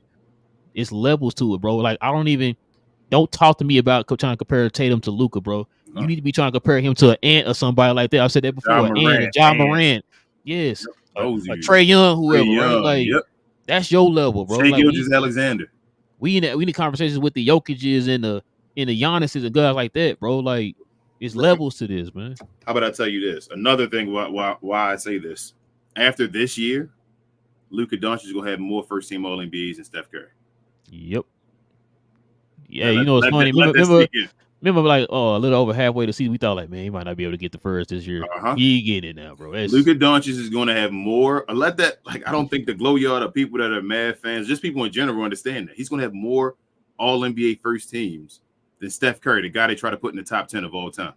Who I might have to look at the record books, but what other players have gotten nothing but All NBAs their whole career? I mean, all but first team NBA their whole career. Basically LeBron until just recently. No, LeBron had a second team earlier too. I think. Like a couple years ago. I think his first year was the second year. His second year. I think his second year when he made it, I think he made the All NBA second team. So no first team. So I don't know if anybody lasted this long pause other than maybe Tim Duncan, maybe Kevin Durant still, because Kevin Durant was first team for a while too. Once Kevin Durant became the other forward, it was KD and LeBron. Like, yeah, that's always. I can't remember anybody who just, Noxie. That's why I said like what King said, it might be Duncan, because didn't the year that Melo won the scoring title, was he first team or was he second team? Was it still KD? That I don't remember. Because KD's the guy, but Duncan's the only guy. Because Duncan might have been first team since his first year. Was he first? Duncan was dumb, bro. Like People forget about. I told you, Tim Duncan in the '99 playoffs was the best player in the playoffs. His second year, it ain't just the best. Like he was the best player in that playoff run. Like this dude about to have nothing but first teams, man. It could probably be first team for a while, man. This is sixth season. This is six, right? Sixth season, so it'll be what his fifth, first. But he can retire, bro. So 5 All NBA first teams, and then what was it? What is it? 5 All Stars or 4? The 5, yeah, 5 all. No, 6 All Stars. 5 All Stars. Okay, 5 All Stars. 4 starting. Should have been 6 All Stars. Bro, you know who else had not first team, but you know who else had 5 All NBAs and 5 All Star appearances? That's a Hall of Famer. Jordan. Chris Webber. Oh, you don't just have that? Yes, that's bro. I've already said that if he retires right now. No, I'm sorry. Chris Webber, Tim Hardaway Sr. Those guys got 5 All Stars. If he retires right now, NBA, not first team, but just all NBA in general. Yeah. If he retires right now, that's why I'm telling you, people don't understand where he is right now. He's a first ballot Hall of Famer. He quit right now. At the end of this season, if he quit, he's first ballot. He's a first ballot. First of all, it's the basketball Hall of Fame, not even just the NBA. So you would take into account what he did before he got into the league. That's part of his Hall of Fame career. Then in the league, I'm gonna give you 2 guys, and I want you to tell me if Luka's not better. There's no disrespect to them. Is Luka better than Chris Webber, right? Mm-hmm. And is Luka better than Tracy McGrady? Yes. Then Luka Doncic is the first ballot Hall of Famer. If he is Luka better than Tim Hardaway Sr.? Yes. He just named those guys, well, Chris Webber and Tim weren't first ballot, but Tracy McGrady was. Is Luka better than Vlade Divac? No, he's not better than Vlade. There you go. He was the first ballot. Is Luka better than Yao Ming? Yes, he's better than Yao Ming. He's better than Yao Ming. That's what I'm saying. Luka Doncic is a first team All NBA. I mean, a first ballot Hall of Famer. Logan with the $5 donor says, remember when Stephen A. Smith interviewed Ant and asked him about being the face? Ant went out of his way to mention Luka and knows Luka that dude. Yeah. Everybody. They always they're the players and stuff, no. Even Shea. Yeah. Even Shea said they asked him about it. I think it was Malik Andrews. And he said he was the best out of the 3 and all of it. He know they did the truth and all. The only one that don't talk, that's why I say, y'all, like the only one that's humble that doesn't put himself over folks is the best one. You understand what I'm saying? Like the one that's like, I don't have to talk. Y'all know what it is. Like, I don't want to say, I don't want to bully folks. Yes, exactly. Well, Jordan would bully folks. He a different breed. Well, I talk about, but Jordan would also. He wouldn't say the greatest though. Yeah, he would never say Jordan would never say he was the greatest. So he destroy you in the court, but when he talked, you're right. He would say, I'm not the greatest, his errors and all that stuff like that. Like, I don't think Jordan ever called himself the greatest, actually. He never has. He always gave props to Dr. J, Will Chamberlain. He always gave props to Bird and Magic. Yeah, David Thompson and all that. Like, he gave props. I don't think he's ever said he was the greatest, though, but he never said it. It was, let's see. Pasquale says maybe the best thing the NBA fans could do for players is demand they say an MVP awards or at least a say for coaches, players. What is your fix, if any? I've already said you got to make it a 3-way instead of the like the All-Star game is the fans, the coaches. Probably instead of 3-way, do a 2-way. Probably do like coaches and media. No, I say 3-way. I say you make it. I say you put the players in there too, not the fans. So I'm saying the opposite. Not so like the All-Star game, but take the fans out and put the players.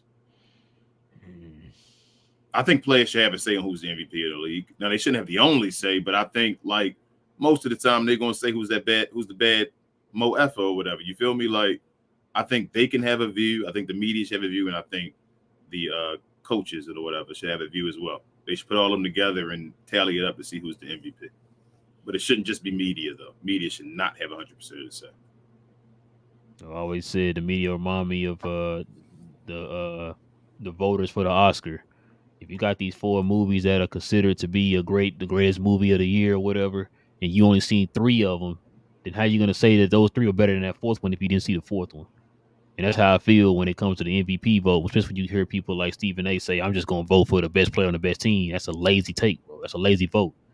You're not doing your due diligence. All you get paid to do is watch the games, bro. You can't even do that. You ever see what was the movie with Lakeith Stanfield and what is it, Judas and the I just saw the billboard downtown too. Is it Dark Messiah? What is it? It's something like that. But the question for you: who was the main actor in that movie? You talking about the you're not talking about Black Panther. Who do you consider the best actor in the movie? Or something? Who's the main actor in the movie? I'm just talking about in Black Panther. No. In Judas. Oh, you talking about I can't think of the guy's name from Get Out. Yes. Is that who you think the main actor is? That's what you would say. Why they both were nominated for best supporting actor? For the Oscar. Yeah, he was nominated for best supporting actor. Both were nominated. There was no actor nominated for them. They gave them both best supporting nominations. So who was the leading actor then? There you go. No. I had this conversation with Queen all the time, bro. They gave both them brothers best supporting actors nominations against each other instead of one of them being the best actor. One to be that, yeah. Yep. That's confusing. I didn't know about that one. I knew Keaton was up for supporting actor though. I didn't know what's next. He was the star of the movie. Daniel says, I think we should win on Wednesday, but it all depends on if Steph plays or not. I got to be careful of guys like Kuminga, TJD, Podemski, Clay, and Moody because those guys are shooters. We'll see. We should be fine. We should be. Brent said if Luka don't learn how to play off the ball and use Kyrie more, the Mavs won't go too far. Yeah, this wasn't an off the ball Kyrie game. Kyrie was 1 for 6 to start the game. And Kyrie was just missing. Yeah, because Kyrie was getting into the paint and everything, getting to his comfortable spots, man, right there at the mid range. Luka damn near had 15 assists. He was having to get the ball to somebody, right? 2 guys got 40 points, 40 something between our centers. Yeah, also he almost had a triple double in the first quarter. First quarter. So Gina Kim said our team has been the most injured and not a single lineup has played over 100 minutes, but one with Grant, who isn't even on the team anymore. Luka even played hurt to keep us afloat. MVP him. Facts. Precision says 3-game winning streak vibes. Let's go, boys. Let's pound the Warriors in the paint. I feel you, Precision. Oh, we got 2 centers now. We ain't had 2 centers ever since playing the Warriors. Kavon Looney, barbecue chicken, you said, Relle. GD says, what you think the answer to Josh's consistency issue is? Carlisle never played him, and Kid is just not a good coach. So how do we actually unlock Josh's potential? We seen tonight what he can be. Hopefully he can stay the glue guy, man, and stay in his role beside Exum off the bench. Like I like them being the 2 like kind of ball handlers off the bench together as far as just glue guys and guys that can play make and kind of keep it going and take the ball out of Tim Hardaway Jr. hands. We don't have to play point Timmy. He can just shoot at times. So and that probably keeps the energy too for Josh on the defensive end like he was doing today, man. So yep. So we'll see. Brent also says if Luka don't learn how to play, I said it already. He's stuffing the stats, but not getting everyone involved. Like, Kyrie was just cooking beside him, though. Brent, that's the only thing I'm saying. I know if you're Kai Stan as well, it's okay. Like Kai gonna be fine. Luka wants Kyrie to get involved. He's not taking his shots. Kyrie's being passive at times, like standing there. Even when Luka was out of the game, what was Kyrie's excuse then? To not be taking as many shots. Because remember when they took Luka out the game and Kyrie was running it, the offense got stagnant. Yeah, like I'm not knocking Kyrie, I'm fine, but like plus he's getting older. He said Kyrie averaging bands. I'm gonna go to say he's averaging 27 last year. Now he dropped to 25. Bro, how you not getting folks involved? He had 14 assists today. That's what I don't understand. But I mean, Kyrie got a year older, 1, and 2. His other assists, like his playmaking, is at an all-time high playing with the Mavericks when he's been here. Like I gotta look further, man. Context. I'm trying to say the context. Gina Kim says, "See how winning brings back vibes. I want another win streak. We need it. I feel you." Gina Kim.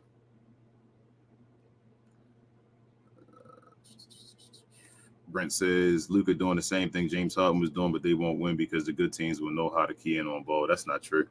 That's not true, Brent. That's not true. He's not doing.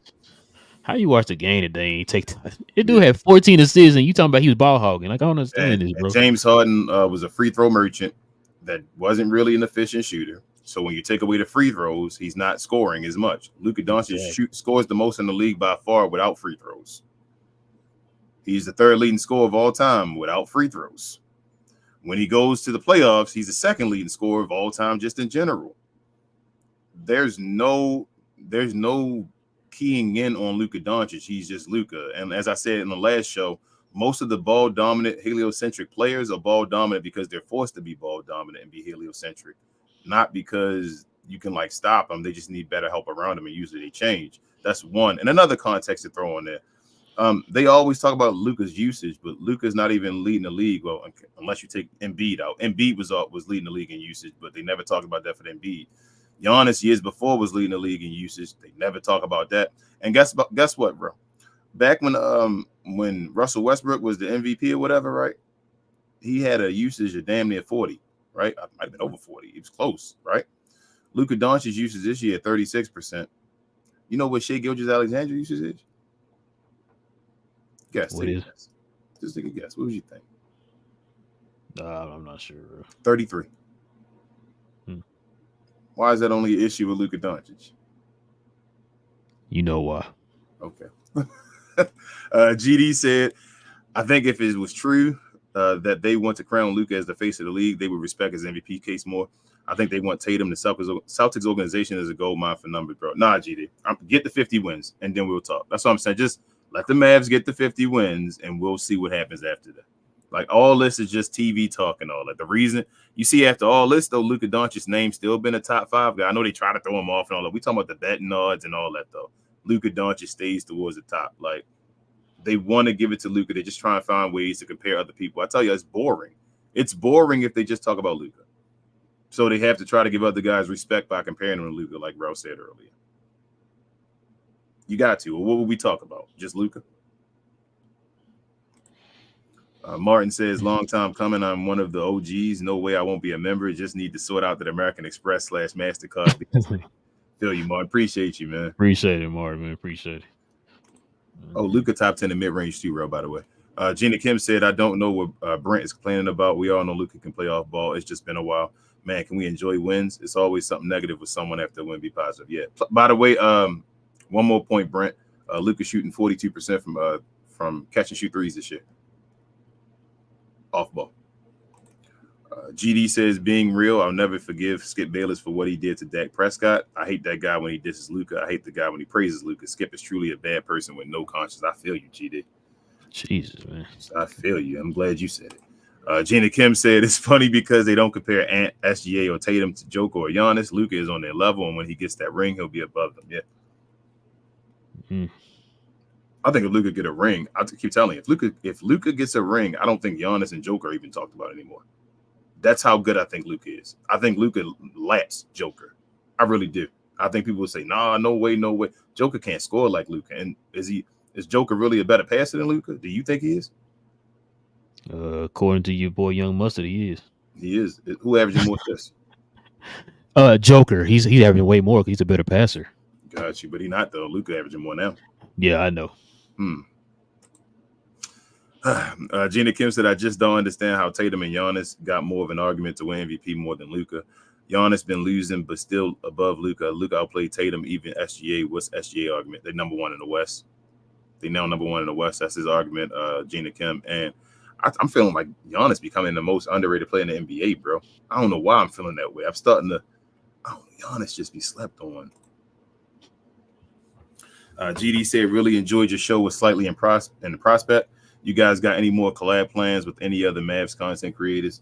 I mean, the normals, the TGKs. Hopefully to get Greg back on here soon. Hopefully Mavs Outsiders, Bibbs and Reese again soon. Yeah, we're just trying to get our schedules lined up, man. Yeah. It's not as easy just getting people on the show, man. It's all about schedules and stuff, man. Because remember, these guys got their own shows too and got schedules of their own shows, you know what I'm saying? So just trying to get everybody's schedules lined up is probably the hardest part, man. We talked to some new guys too as well, guys that y'all don't know yet. Well, y'all do know them, but they haven't been on the show before. They haven't been on the show, yeah. Situated a few guys.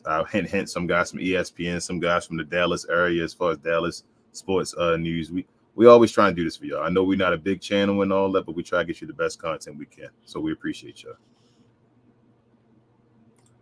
Hero says, what up, Hero? The issue is he's won more than enough for 25-year-old superstar. I grew up in the era, and MJ was universally seen as the best player at 25, and he has only gotten the conference finals just like 77. Not true, Hero. Jordan wasn't universally known as the best player until he started winning the championship, Hero. They thought he was best player talent. That's what I'm saying. I don't understand what y'all. It's the same thing like Luka. Michael Jordan had best player talents, but people kept downing them because the Jordan rules were in effect and things like that. To stop Michael Jordan, you had ways to stop his team. So to be honest with you, bro, when I really, really, really started hearing people saying Jordan was the guy is around his second championship going into his third. After he won that first one, because remember the one against Magic, it was him and Magic, the magical showdown, the first championship. Yeah, talk about the torch being passed and all that stuff. Yeah. And then when that happened, and they won the second one against, what was it, Clyde? Second year as well. Yeah, then it was like you beat the guys that were on your level, like Magic and Clyde Drexler. And then he was clear cut number 3 before he retired. Yeah, yep. I remember Magic even saying it on air when he was he getting ready to win the third championship. Yeah, because they were. Yeah, this dude clearly the best player in the league, man. When Mike was still going to the conference finals and all hero, it was still Magic Johnson, and like Larry was starting to decline and all that at that point. But like it was still Magic had started winning his MVPs, because Magic started winning his MVPs after Larry Bird. That's when it was Magic run, when Michael was being that dude, and everybody was like, "Why Magic getting them? Mike not? I mean, why isn't Mike getting them?" And everybody just like, Mike is a scorer. You can't win a championship with a guy scoring, being leading the league in scoring. That's what they were trying to say back then. So he had the best player in the world talent, but he didn't get it done. It was up for the team to start winning. And then when the Bulls got Scottie Pippen, when they drafted Scottie and Horace in the same year, they made it to the conference finals the one year, and then the next year they didn't miss the playoffs. They made it to the finals. You feel me? Like, or again, the conference finals and then the finals. I'm sorry, like that's the way it ran. Like you can't. I don't know. It's just winning. That's my thing here, bro. I understand what you're saying about the Luka thing at 25 and all, but you got to win. He had the one good year. They were ready to crown him after that Phoenix year. We can't act like y'all remember how the media was treating Luka while he was going through that run of beating Phoenix and all that. I remember all that talk they were giving to Luka, and then the next year we fell off the map. GD said, "Bro, if players get a chance to vote for MVP, they're all going to vote for their guy. You really think anyone in the Celtics, Bucks, 76ers roster is going to vote for anyone other than JT, Giannis, Embiid? I mean, as they should, but like I'm saying, they're not the only teams though. So you got the Wolves, you got whatever. Give me a bad team, the Spurs or something like that. You feel me? Like they got to vote for a player too and all. And I doubt they're gonna all just vote for Wemby. Like I think it's a little bit of integrity in there. Like that's why I'm not giving them all the votes. Like back in the day, they voted for what is it? I said Bill Russell over Wilt Chamberlain and all of them. Wilt had the 50-point season, but that wasn't even like ridiculous. I mean, it's ridiculous, but it's not like far-fetched where like a Zaza Pachulia making the All-Star game. You feel what I'm saying? Like if Wilt didn't win it, then the guy that was number 2 should have been Bill Russell. You feel what I'm saying? So that's why you get checks and balances, I feel like, and it'd be okay. Hero said Bulls only had 2 winning seasons after his 25 seasons. Those Bulls teams made the playoffs after his rookie year, winning just 32 games. There was also 24 teams in the NBA. Yeah, I know. And they made the playoffs the first few years. He had a losing record. Yeah, because remember he got hurt in them Jordan 2s. Mm-hmm. They wanted him to sit out so they could tank and get a high pick. He said no, came back, and that's when he ended up playing Boston in the first round. Yep. Gina Kim said half the voters don't even watch games. They need people who pay attention to all MVP candidates games, not highlights, so they can know the context. If fans voted, Luka would win because he's fans' MVP. You know what's funny, Gina? It's funny you said that. Now that you said that, I started thinking. Just thought it's only like what 5 candidates. Yeah, it's down to 5 now. Well, what's so hard for you to watch a few of their games? It's not like you saying, man, we got one candidate from each 30 of the team. We got to watch all these games. Nah, bro. Just you got 5 guys. Why can't you just watch the game? Like you can go back in the archives and pull those games up. Your ESPN, your Fox Sports, you can pull those games up. One more thing here, Rody, about your point. I know you said about Jordan. Clyde Drexler, they were talking about him being on the same level and all because Clyde was going to the finals before Michael Jordan. And then it's when Jordan went there and got averaging 45 against Portland. Yeah, he shut it all down. Daniel said we should win on Wednesday, though. We got wings covered and PJ and DJJ. Our bigs and Lively and Gafford should dominate. Just going to come down to defense and closing out on shooters. I feel you, Daniel. Definitely closing out on shooters. Hero says, now I'll give you this. They did put pressure on him after losing to the Pistons, knocked him out later 2 years in a row. He was still seen as the face of the NBA. And he went, that's what I'm saying, Hero, he went back to back. You got to think Luka went from, and it's not a knock on Luka, it's part of the organization. That's what we're saying. He went from Western Conference Finals, and to now no playoffs at all. What is it? How many teams make the playoffs now? Or make the play-in at least? We say 10 on each side. That's 10 like on each side. over half. Yeah, that's over half of the NBA. Like, and he didn't make it. So I'm not like we know context, but I'm just saying from the outside looking in, you went from the Western Conference Finals to not even making the play yet. Somebody got to take a knock. GD said, I apologize for how harsh this sounds, but I would just love Kai stands to realize how ridiculous they sound blaming Luka every time Kai struggles. It was Kai's fault. He human. That's okay. Except yes, GD, but at the same time, when it's a switch, when it's the opposite way around, make sure it's kept the same energy. We all in here to win. That's how I be feeling. I think everybody should just root for the team. That's how I feel. Everybody will succeed as long as the team wins. Hey, we can say that till the cows come home, but we know that's not true. Yeah. Pasquale said, still have their favorites and still want their favorite to be put above all. You know what I'm saying? No matter, like I said, team can go 0-82 if their guy was not the reason why they went 0-82. They want everybody to know. Yeah, Kai will never be. It's never going to be above Luka on this team, y'all.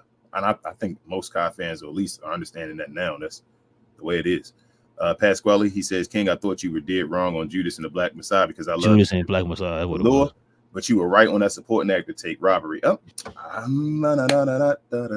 Judas and Black Messiah. Yeah, Judas and the Black Messiah, bro. That's what I'm telling you. I was saying there. I want to say Black. I don't know why I want to say Black. I said Dark Jesus. Messiah. I don't know how I forgot Black. I'm sorry. I want to say Black Jesus, but I'm like, that's not it. That was a show on cartoon Adult Swim. Told you both of them were on that supporting act to take. So who was the leading actor?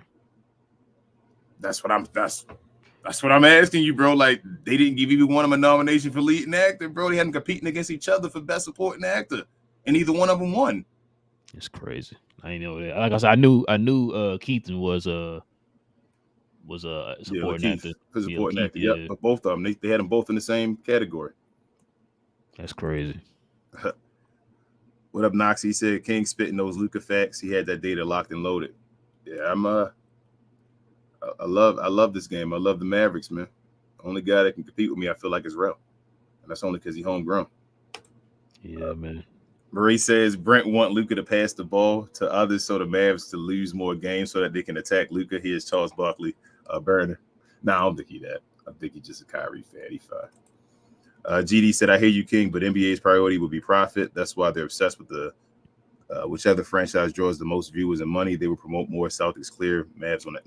Again, I'm going to use y'all same argument. We just talked about Michael Jordan. Chicago Bulls were not that team, and they are not that team still. Right now, like you just said, missing it for all these years, but Michael Jordan changed it. No. Like I said, Luka Doncic has been a damn near top 5 in jersey sales every year since his second year. Like I think he's like 6 or 7 this year because Wemby entered it or something like that. Like that's every year with Kyrie. Nah, I don't believe that. Like you said, fans, whenever I see fan polls about who's the MVP, he's the face of the Jordan brand. He's the face of the Jordan brand, which is selling other than the Michael Jordan signature shoes. So I mean, like, nah, I think y'all aren't looking outside the box. Y'all just looking at the media and saying, oh yeah, they pointing at Luka and they doing him dirty. But on the outside looking at people love Luka Doncic. Like they love him. Yeah, GD. Sorry, bro, I'm tired. You know what? I watched TGK. Shout out to TGK, man. I watched both his last 2 shows, the Midnight Madness and the pregame. Yeah, and they both. Who was it? I'm sorry. Mav Digest. What's his name? I'm blanking right now. Marcel. Thank you, Marcel. He had a good point on the show. We have to step away. No, sorry, it was actually TGK. He had the point too. We got to step away from Mav Twitter, bro. Mm-hmm. Because a lot of the views that we get it based off of Mav Twitter. Mm-hmm. And believe it or not, I know Twitter got a gajillion people on there, bro. But there's only a small portion of fans that actually go on Twitter that support the Dallas Mavericks. If you actually go to the stadium and talk to people live, a lot of people don't speak the same way those folks on Twitter speak. They don't have the same outlook as those people on Twitter have. So I know a lot of the stuff that we sit here and say, like we do saying with the way they treat Luke and all that, we get a lot of that from Twitter. If you step outside of it, a lot of people don't look at it that way. They love Luka. I keep telling you, I see Luka on TV more than Giannis. I feel like they forgot about Giannis now. I don't hear a lot about Giannis like that. And why is Giannis not being talked about? You feel me? I'm not even saying Giannis MVP is better and than got Luka. 2 championships. Defensive player of the year, 1 championship. So defensive player of the year, 2-time MVP, Finals MVP, got one of the best Finals games ever, one of the best Finals runs ever. You feel me? Like, and it just is what it is. Like they talk about the Joker, they talk about the big markets and the Nuggets right now, the champions in the major markets. That's what you do. The winners in the major markets. Once the Mavericks become winners, they'll be talked about like anybody else, and then they'll be part of the major market. Hopefully, if they win a bunch of championships, i.e., the Golden State Warriors, Chicago Bulls. But let me read a couple more around and we can finish. All right. Gina Kim said Luka is definitely the better passer. I get goosebumps watching Luka's crazy passes. He makes it look so effortless, and some look impossible to make. Joker is the best passing big, though. Yeah, Joker is. Joker's the best passing big probably ever. Daniel said if Steph does not play on Wednesday, who do you put PJ on? Clay, Wiggins, Kuminga. PJ not playing Steph either way, Daniel. I don't think. Yeah, I don't think they put PJ on. It'll probably be DJ. Wiggins if he start. Probably Wiggins if Wiggins starts. Kuminga starts and Wiggins start, both of them. I have no idea, bro. Yeah, I don't even know who they're starting on the bench. I'm sorry. Do they play for the Mavericks? No. Yeah, I don't know. GD says, sorry, I meant to say that's why they're obsessed with the Lakers and Warriors. Whichever franchise draws the most views / money, they promote more, and by association, the players on those teams. And like you just said, GD, that second team you said, not the Lakers, the Warriors, there are not a lot of Warriors fans that can name players before they started winning championships. The Warriors became, I watched that. I remember watching that. No, I was going to say, I got, and to back King up on that, go on, it was YouTube, I think, or Instagram or something. Dude posted a video of him at interviewing a ton of Warrior fans at the games and asking them about certain players before Steph, and they couldn't tell them. So, I mean, you got to win. You got to win. It's all about winning, man. Dave says, would you ever bring on the Flight Mike? His videos are pretty lit. Would be interesting to see how he would be on your show. He has like 890. Yeah, I know Flight Mike, FTC stand up. I laugh at his videos, his little react videos. He be wilding doing his takes. Sometimes he'd be getting like clicks for views and all that and stuff he says. But I mean, if he was down, he'd be down. I don't even know who that is. I ain't gonna lie to you. Yeah, dude, he do reaction videos. Dave also says Shaq better bring that. What happened to what's it called? Our guy, what's his name? DeJuan.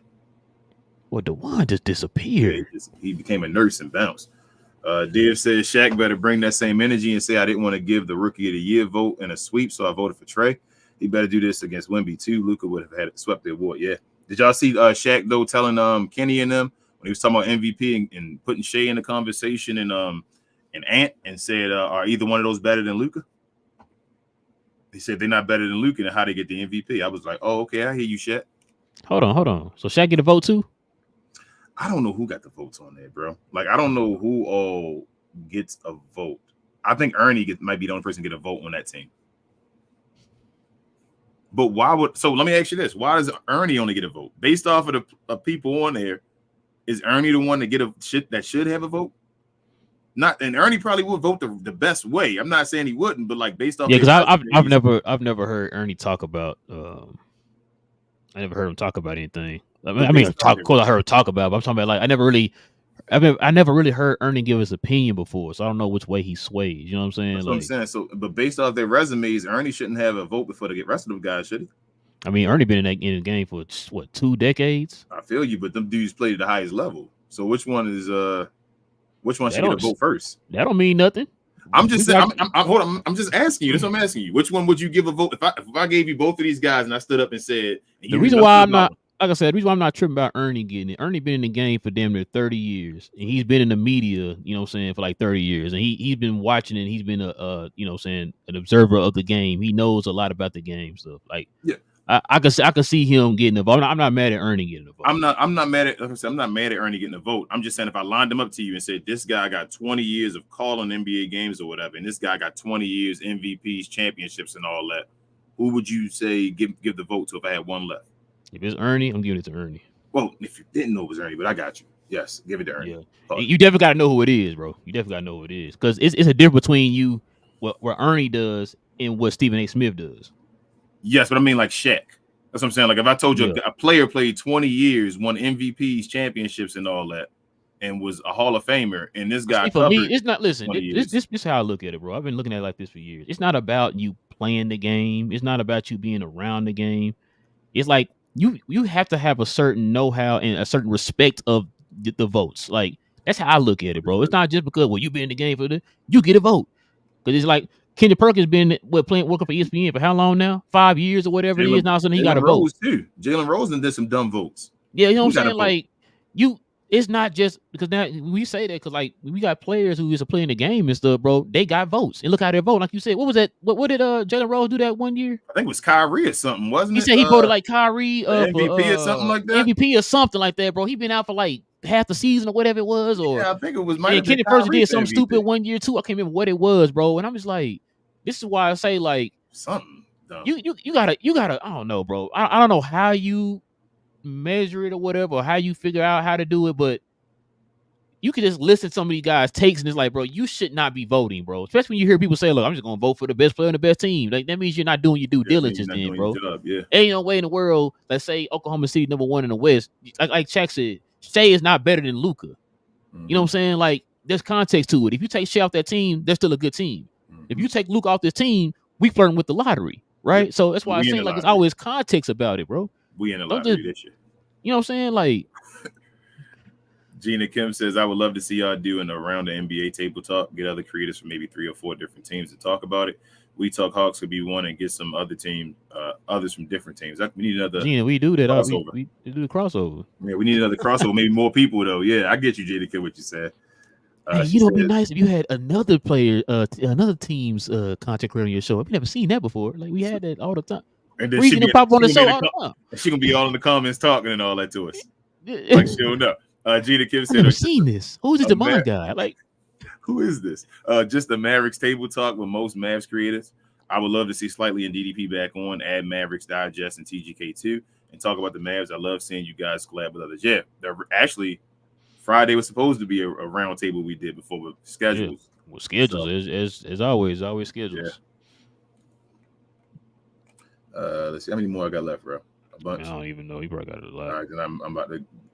5 more then. You're not too far from the bottom, bro. Okay. Daniel said, I think we are witnessing a true generational talent in Luka that is going to break records in the Mavericks uniform and to play with a future Hall of Famer in Kyrie Irving. I'm just enjoying this ride. Amen.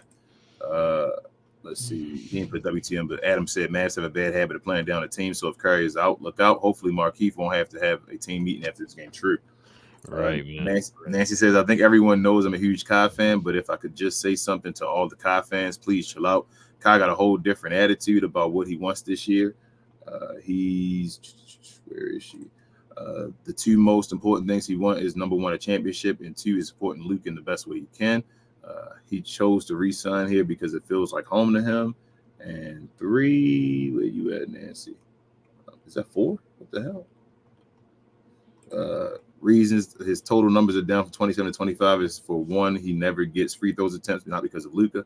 He has nothing to do with that. Relle, you're right. Since he came to the Mavs, he gets even less. Jenny can be telling him. Gosh. No, Nancy. Jura says, after all the injuries, getting new teammates adjusted and other players used to new roles, the Mavs are a half-court shot away from the 6th seed. True. GD said, yeah, that's a good point. Fans online seem to be giving Luka his props, but the media isn't, and the media and the NBA are hand-to-hand. They are literal partners of ESPN and Fox Sport who hate him. GD said, also, I can't help but even wonder if we can all agree how these guys don't watch ball, don't know what they're talking about. Why do we even care if they consider Luka the face of the NBA? We shouldn't care, but the issue is they have votes. Yeah, there you go. Thank you, King. Listen, GD, listen, what you just said, I swear to you, King used to get on me about that all the time. Like, man, if I just don't listen, it didn't happen, right? It didn't exist. But King, I had to remind me, these people that I'm trying to ignore, they vote. Kendrick Perkins, y'all. Kendrick Perkins has a vote. Yep. Stephen A. Smith has a vote. I would not be surprised if Shannon Sharp has a vote. No, I don't think he has one yet. Jalen Rose has one though. Jalen Rose has a vote. Yeah. So all these guys we Mike say Wilborn still has a Mike Mike Wilborn, he been on it, boy. As far as like some of the wildest takes, bro. You know what's funny? I always thought that Mike Wilborn was one of those guys who actually took the time, like an old school guy. I think he did. Who took the time? I think he got lazy too. Yeah, I think he did, and I think with age, he's just like whatever. Yeah, this guy don't do nothing for the team. He's scoring the league. Yeah. Hero says, I agree. I was talking talent. I don't think they've even given him the title though. He's top 3 in the national media, still putting him 25 and under graphics with guys like Ant. Hey, Hero. All I'm seeing now though as well, they putting them. I just heard Kendrick Perkins say there's only one guy if you can talk about more talented offensively than Luka. I'm gonna keep it real with you. I keep saying this, and there's no shade to Joker. the guy that is taking the spotlight from Luka Doncic is the guy that's supposedly his best friend. And he plays around in the All-Star game. The guy they will not put him above is that same dude. So if you want him to be on, you have to agree that he's better than him. I've already said I think he's better than him. It's about everybody else still giving him credit and saying, nah, Joker's still this and Joker's still that. I don't think Joker is better than Luka. I will fall on the hill. I would still say Luka had a better season than Joker, his first MVP season, bro. That should have been Luka's MVP. I would down that hill. I'm sorry. I would down that hill. We screamed it on this channel. I think Hero, you probably here when we were doing it. We were screaming that he should have been the MVP. I agree. That should have been Luka's MVP that season.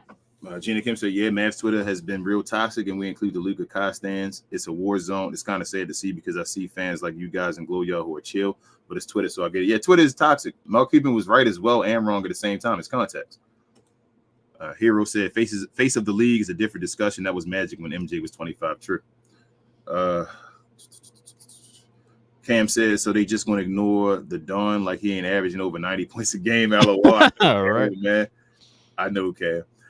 Hero said, I think we're actually agreeing, to be honest. Where's Johnny B? So we could talk about that -3 from THC. Yeah, Hero. Man. I don't think he just came in. I don't think we're disagreeing with you, Hero. Like I said, I think y'all going a little overboard on the hate, if I should say. It's not hate, it's just accountability. They hold Luka at a different standard. One like Jordan they made stories, books, and all about Michael Jordan and that he was overrated. Like, real talk. A lot of folks may have been younger. I was younger back then, but I'm telling you, it wasn't the Jordan love fest. They thought Jordan. I remember. My pops is not a Jordan fan. He loves Scottie Pippen. He's not a Michael Jordan fan. He thought Scottie Pippen was better than Jordan, which is crazy. But he thought that Scottie Pippen was better than Jordan growing up. So, like I said, I always hear him saying that, but I'm watching what I'm watching on the screen, even as a kid, and I'm just like, yo, he's better than him. Like, what is this? Like, you can't tell me any different or whatever, right?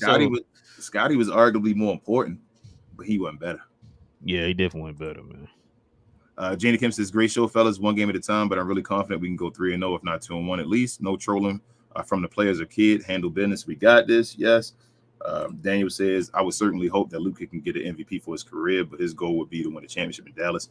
No matter what happens, we're enjoying what he does on the court. Would you bet money that Luka going to win MVP in his career, though? Yeah, he's going to win. That's what I'm saying. They're going to give Luka an MVP. He's going to get it, bro. I think he's going to get more than one, truthfully. I don't think he's going to get one. Gina, you know what? I was going to say this, too, guys, real quick. I know we pressed on time. When you were talking about the Luka hate or whatever, we got to remember, too, guys, if we step outside of our bubble, this is happening to other players, too. We might not sound like, matter of fact, perfect example. When we talked to Demond them will swear up and down Luka and them he's getting all the love. Yep. Like he's getting all the love. And it's like, and Trey's getting all the hate, right? But we sitting there saying, like, no, Luka's getting the hate and Trey's getting the love, right? So like we gotta step outside of our bubble, man. This is not just them hating on Luka. It's just the fact that they're not doing their due diligence and watching the game and actually giving you the proper insight of these games. That's the problem. That's why you got channels like this popping up every day. Because people like us are tired of hearing that. Like, yo, you're not right. Let me go out here and try to give you the real facts on this. What's going on? Especially from people who actually, like us, who watch the games every day. Been watching it for years. You know what I'm saying? So these guys, like I said, we just use a perfect example. Michael Wilbon used to be one of those guys. Mm-hmm. He don't do that no more. Like I said, for whatever reason, maybe he's getting older and tired or whatever the case is. Like, these guys aren't doing their due diligence. So it might sound like they're hating on Luka. It's just that they're just giving out misinformation on everybody, man. Do me a guys, do me a favor, Glow, y'all. I want to piggyback on that. Go to, and not just when they play in the Mavericks, just other games. When other teams win, like they're superstars or whatever, go check their highlights out and look at the comments. I love reading comments. You will see in like Milwaukee's comments, they would talk about Giannis in the comments, their fans, saying that, oh, Giannis don't get talked about. You know who only get talked about? The two white guys. Like, literally saying stuff like that in their comments for Giannis. You feel what I'm saying? Like, we're in that bubble, so we're seeing it from the inside out. Like, damn, why are they talking more about Luka? But everybody else, like, damn, why does Luka get talked about so much instead of our guys and all that? Yep. That's all I'm trying to say. Gina Kim says, I'm sorry. She said, I trust Ernie over Perkins for sure. If Perkins can vote, then Shaq, Kenny, and Chuck can too. I'll trust him over Perkins, even though they also think it's the best player on the best team. Not Shaq. He don't believe that. Gina Kim said, I only saw it once. Chill on me. My bad, Gina Kim. Div says, I was watching the We Talk Hawks show yesterday, and Matt was coming off happy the Hawks lost. Gee, sound like Johnny B. And he said, yeah, so with that, Div, the reason why he's happy he lost, because that just proves that they can't win without Trey. Nah. That's not a fan, bro. Yeah. That's not a fan. Johnny B's a glow y'all member. He says, boycott WTM. Appreciate you, Johnny B. Yes, sir. Hero said, I was behind a little bit. It's all good. My issue wasn't about being the face of the NBA. It's that I think guys like Stephen A. Perkins, Bon Temps keep him behind guys that aren't as good. Also, they got favorites. Hero, that's why I keep, like, you can look at that list. And all that go back here. What I was just saying, man. It's like these guys. When you start putting your feelings into your overall, outlook of whatever the topic is, like you said, players or teams or whatever, then you're not doing your job. Your job is to add insight because you have the connection that we don't have. Yep. So your job is to add insight, man, because you watch the games, you are close to the action or whatever. You privileged. And they don't do that.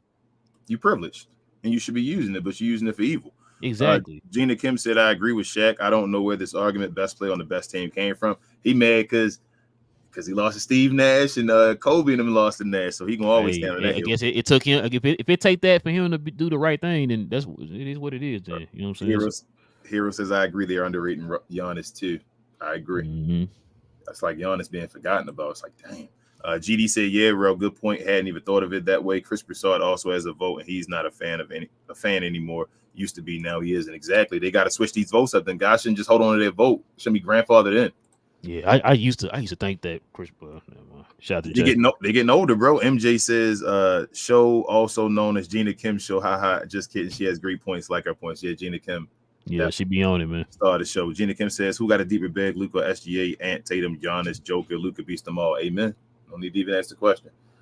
GD said, lads, I hope this doesn't sound like an insult, but neither of you guys look you're old enough to have been paying attention to MJ's media narrative in the 90s. GD, I'm almost 40, bro. That's because black don't crack, sir. Yeah, I'm almost 40, GD. I've seen a lot, bro. I done seen MJ on. Yeah, see, like I said, for me, my pops, man, he got me into basketball real early.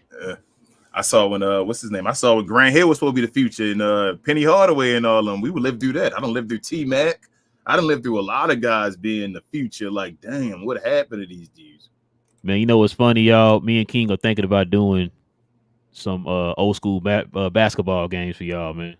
Yeah, like on playback and things on like playback. that. Yeah, we thinking about it. We kind of old games, we can see how they really played. So we can show y'all certain things, man. Like I know a lot of y'all weren't old enough to remember certain things. Like we can actually watch whole, not the highlights, but entire games and stuff on playback. We're thinking about doing that. GD said, now that you mentioned, I've seen a lot of fan bases claiming Luka gets talked about a lot. Yeah. GD. I'm telling you, GD, if y'all step outside of Mav Twitter, I'm telling you. Matter of fact, just because me and King got so many connections outside of the Mav fan base, we see it. So we see it all the time. MJ said, the one reason I watch Mavs game every game is that Luka's playing. And every game you have a chance to see something special. He's that great teammate. Yeah. Ryan says, free Hardy. Feel you. Man.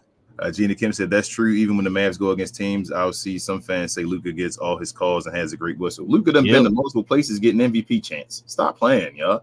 Stop playing. Didn't he get MVP chance in New York? I think he did. I think he did too. That's what I'm saying. Yeah, I think he did. Because that's what he met some Freezy about that, I think. He got MVP chance against the Atlanta Hawks with Trae Young. Yep. When he got 73. Yep. Got the MVP chance. GD said, no, ain't no damn way either of you are over 30. Ain't no way. It is. I'm real close. Hey, I'm finna say, GD, tell my body that. Yeah, I'm real close to 40, GD, man. Daniel says, Mavs win 125-105 on Wednesday against the Warriors. Luka gets another triple-double, and Luka gets Kyrie gets 25 plus. I feel you. I do think Luka get another triple-double. And I think it's going to be 30 for sure. Ryan says Greg Brown has been looking good down in the G League. Yeah, shout out to the Big J. Big J is a season ticket holder down there, man. Yeah, I gotta go. I gotta go to one of those games. I get him to get me one of them jerseys, man. They got some MLK jerseys. I'm gonna get him to see if he can get me one of those Omax ones. Black Noir says we talk Mavs with some hardwood classics. Yeah, we thinking about it, man. We've been talking about it. How them legends really played. When we talk about the standard they hold Luka to, we're gonna say, we're gonna see if Luka, and it's not to knock Luka, it's just like Kyrie, Luka, all these greats. Are they really playing as hard as the players were? As locked in and engaged? You'll see now why people hold them at a different level. That's what we think about doing. Div says, great show, guys. Appreciate you, Div, as always. Appreciate it. Gina Kim said, are we going to see that 3v3 between you guys, TGK versus Larry, Johnny, and Nick? Hey, We gotta We get over there definitely. and set up. We're talking about that. Wait, Larry. We're talking about she's on the court. Okay. I thought you talking about Larry from talking about us making a fool of ourselves. Gina Kim said, "Please do that. I've never witnessed MJ or my Go AI. I would love to watch 4 games. Yeah, we think about doing that. That'd be real cool. Yeah, we really are thinking about doing it." Ryan said, "Do we have a late 2nd round pick this year?" Yes, we do have 2nd round. We got a 2nd round pick. I don't know if it's later or not. I don't know where it's placed at, but yeah, we got a 2nd round pick. And this will be less. GD said, "You got me wondering why I look older than you, even though I'm 28. Then I realized maybe it's because it's 6 a.m. and I'm up talking Mavs with you all guys instead of sleeping." Yeah, GD, you're 28, man. Come on, y'all young as hell talking about what happened, man. Yeah, we got to get y'all on there, man. We got to get y'all on there. Johnny V said nobody hates like or more than Gilbert Arenas. Yeah. Oh man, yeah. What? King said that's just how Gilbert is, but I think he goes back and forth though. That's what I'm saying. Like I think he do it for just to get people to. He does it when whatever is hot at the moment and all. Like he's gave incredible takes about Luka, and then he'll turn around and say, "Well, Luka does this. Luka trash now." It's like, yep. That's why I say I can't take people's opinions like that serious, bro. And Dave said, "OMG, if Rel crossed up and broke Johnny's ankles, that would be lit." Yeah, man. Yeah. Bro, I did tell my wife, man, I've been trying to get my boys back out, man, because we used to hoop all the time, man. Stay with a basketball in my trunk, man. Now it's like I'm gonna be sore as hell, but I need to get back into it though. Yeah, I want to get back into it, man. Yeah. My pops had a basketball goal in his house. He let the kids across the street play with it. Mm-hmm. Destroyed it. Oh yeah. Yeah. Yeah, TGK be making us look bad, man. He always posting these videos, and I'm like, damn, I need to get back on the court, man. Yeah, I definitely got to get back on the court, man. Hold on I even thought about joining a league and everything. I said, man, I can't do it. I'd rather one time be tired. GD, I'm trying to get into coaching now. GD said, gotta call it a night then. Great show tonight, guys. Good talking to you. Have a good one. Appreciate you as always, GD. Appreciate it, GD. Appreciate it. Gina Kim said McCants defend Luka more than Gil. Yeah, McCants is a big Luka fan. Sorry, my guy. Yeah, Rashad McCants loves Luka, bro. He loves Luka Doncic. Shout out to my guy Gil. I don't even know how to feel about that now. We was watching the halftime show on we had to watch Chicago because for some reason WFAA wasn't working on playback.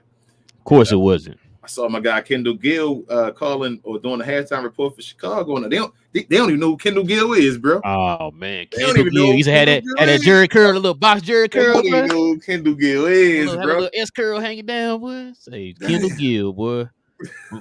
Oh, what's Kendall Gill? You talking about from when he played for the Charlotte Hornets? Yes, sir. Yes, sir. Yeah. We got to get y'all on old school basketball, man. I'm telling you. Got to get y'all on that, and that'll debunk a lot of them narratives too. Y'all be seeing like on TikTok and all that stupid stuff, bro. Yep. That don't have a left hand. Don't have a left. Yeah, I tell you, bro. Why would they should have stopped him if he have a left? Why they exactly? Why they didn't stop him from scoring 30, bro? A game. Rookie year, you average a damn near 30 with 28 points a game, bro. It's rookie year. Come on, man. But yeah, man, listen, guys, that's going to probably do it for us tonight, man. We definitely appreciate everybody rocking with us, man, for another episode of We Talk Mavs, man. Y'all already know how we do it over here, man. We talk about all things Mavericks.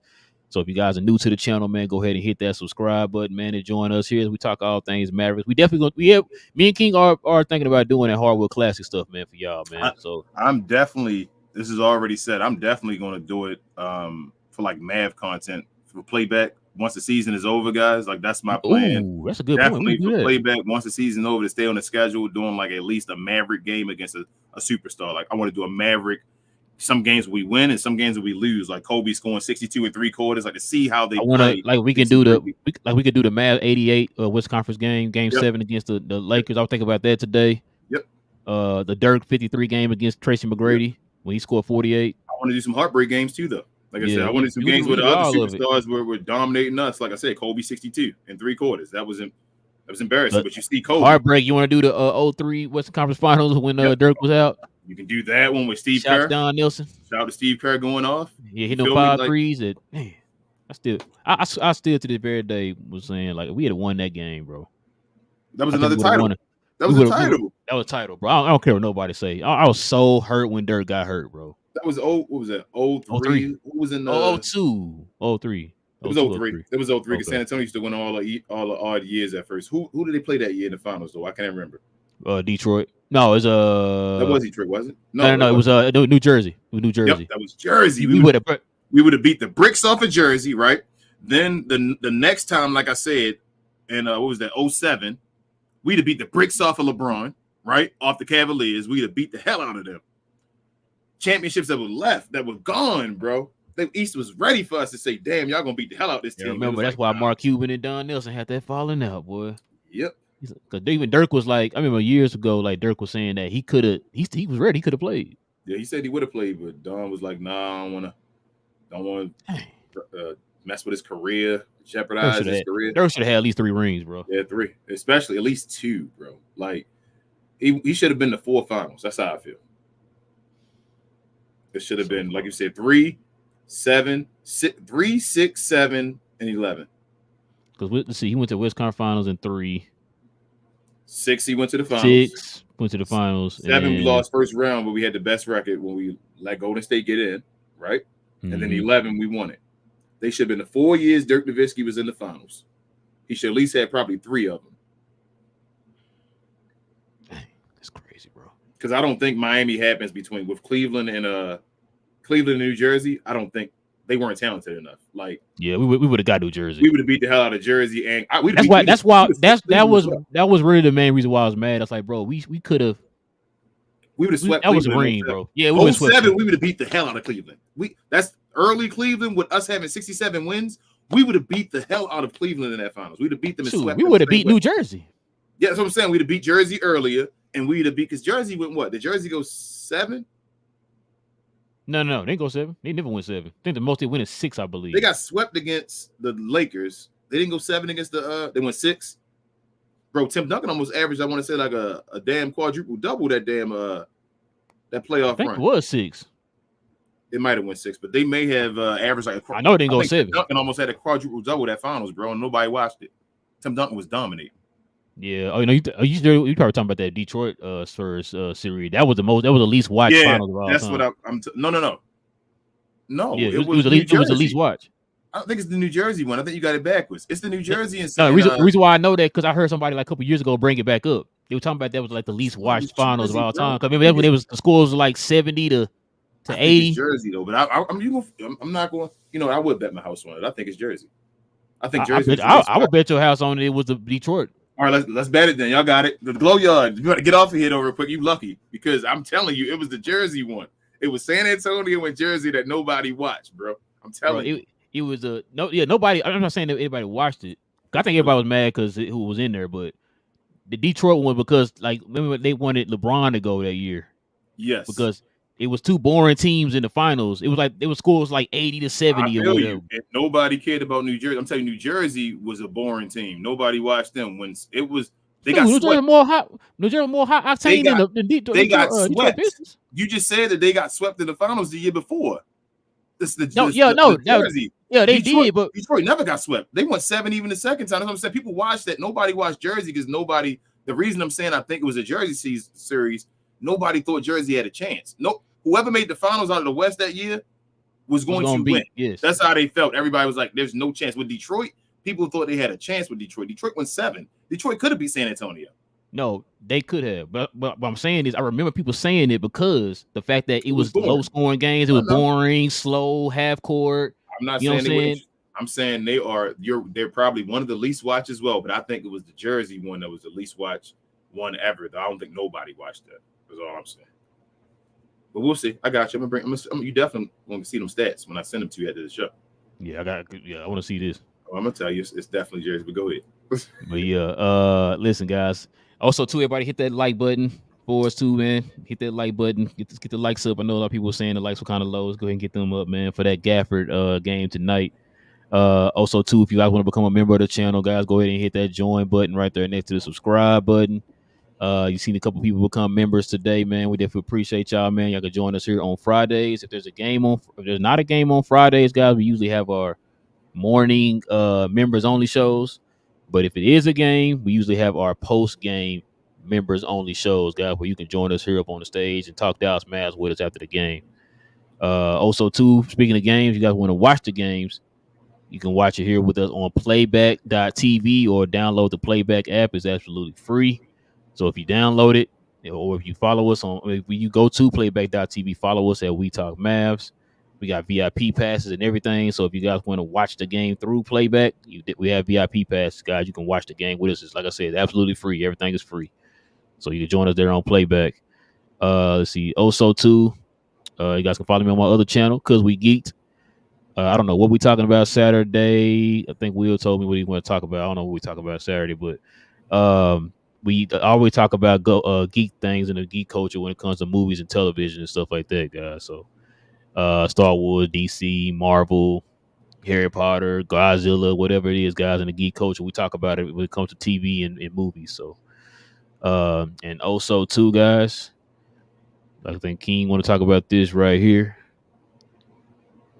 Did we talk about it? You're not going to click the little professional thing that I did. Before we continue, we want to give a special shout out to Fanatics for hooking the channel up with a personalized link for you guys and ladies to get all of your official NBA Dallas Mavericks merchandise and apparel. If you're interested in helping the channel at all, please scan the QR code on the screen or check out the link in the description. We appreciate all of the continued support, and big thanks go out to Fanatics once more for hooking us up over here at We Talk Mavs. Before we continue, we want to give a special shout out to Fanatics. All right, King, that's enough, King. Damn, man. King, talking way too much, man. Talking way too much, man. It's your boy. Look at me. All right. Listen, man.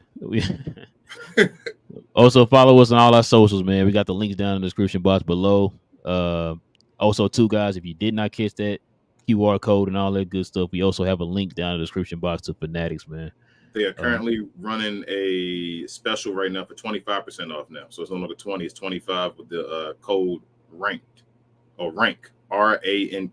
So promo code rank will get you 25% off right now on Fanatics. I think it's just today. Yeah, I ain't gonna lie. I saw a Mad hoodie on there. I kind of want. Yeah. And share, more share. I like it's equivalent to a share, y'all. Appreciate y'all as always. Thank y'all. I try to do my best with the ad. Might be switching it up a little bit, but we'll do that. Try to get more guys, but Mavericks are winning, y'all. 3 in a row. We on our way. Thank y'all for all the support on everything. And go Mavs. Peace. Yes, sir, guys. Listen, man. We'll be back here on Wednesday when the Mavs play the Golden State Warriors, guys. Play Golden State on Wednesday. We don't know if Steph gonna play or not, man, but we gotta be prepared either way. So we'll see you guys on Wednesday, man. Same Mav time, same Mav channel. Go Mavs, and we out.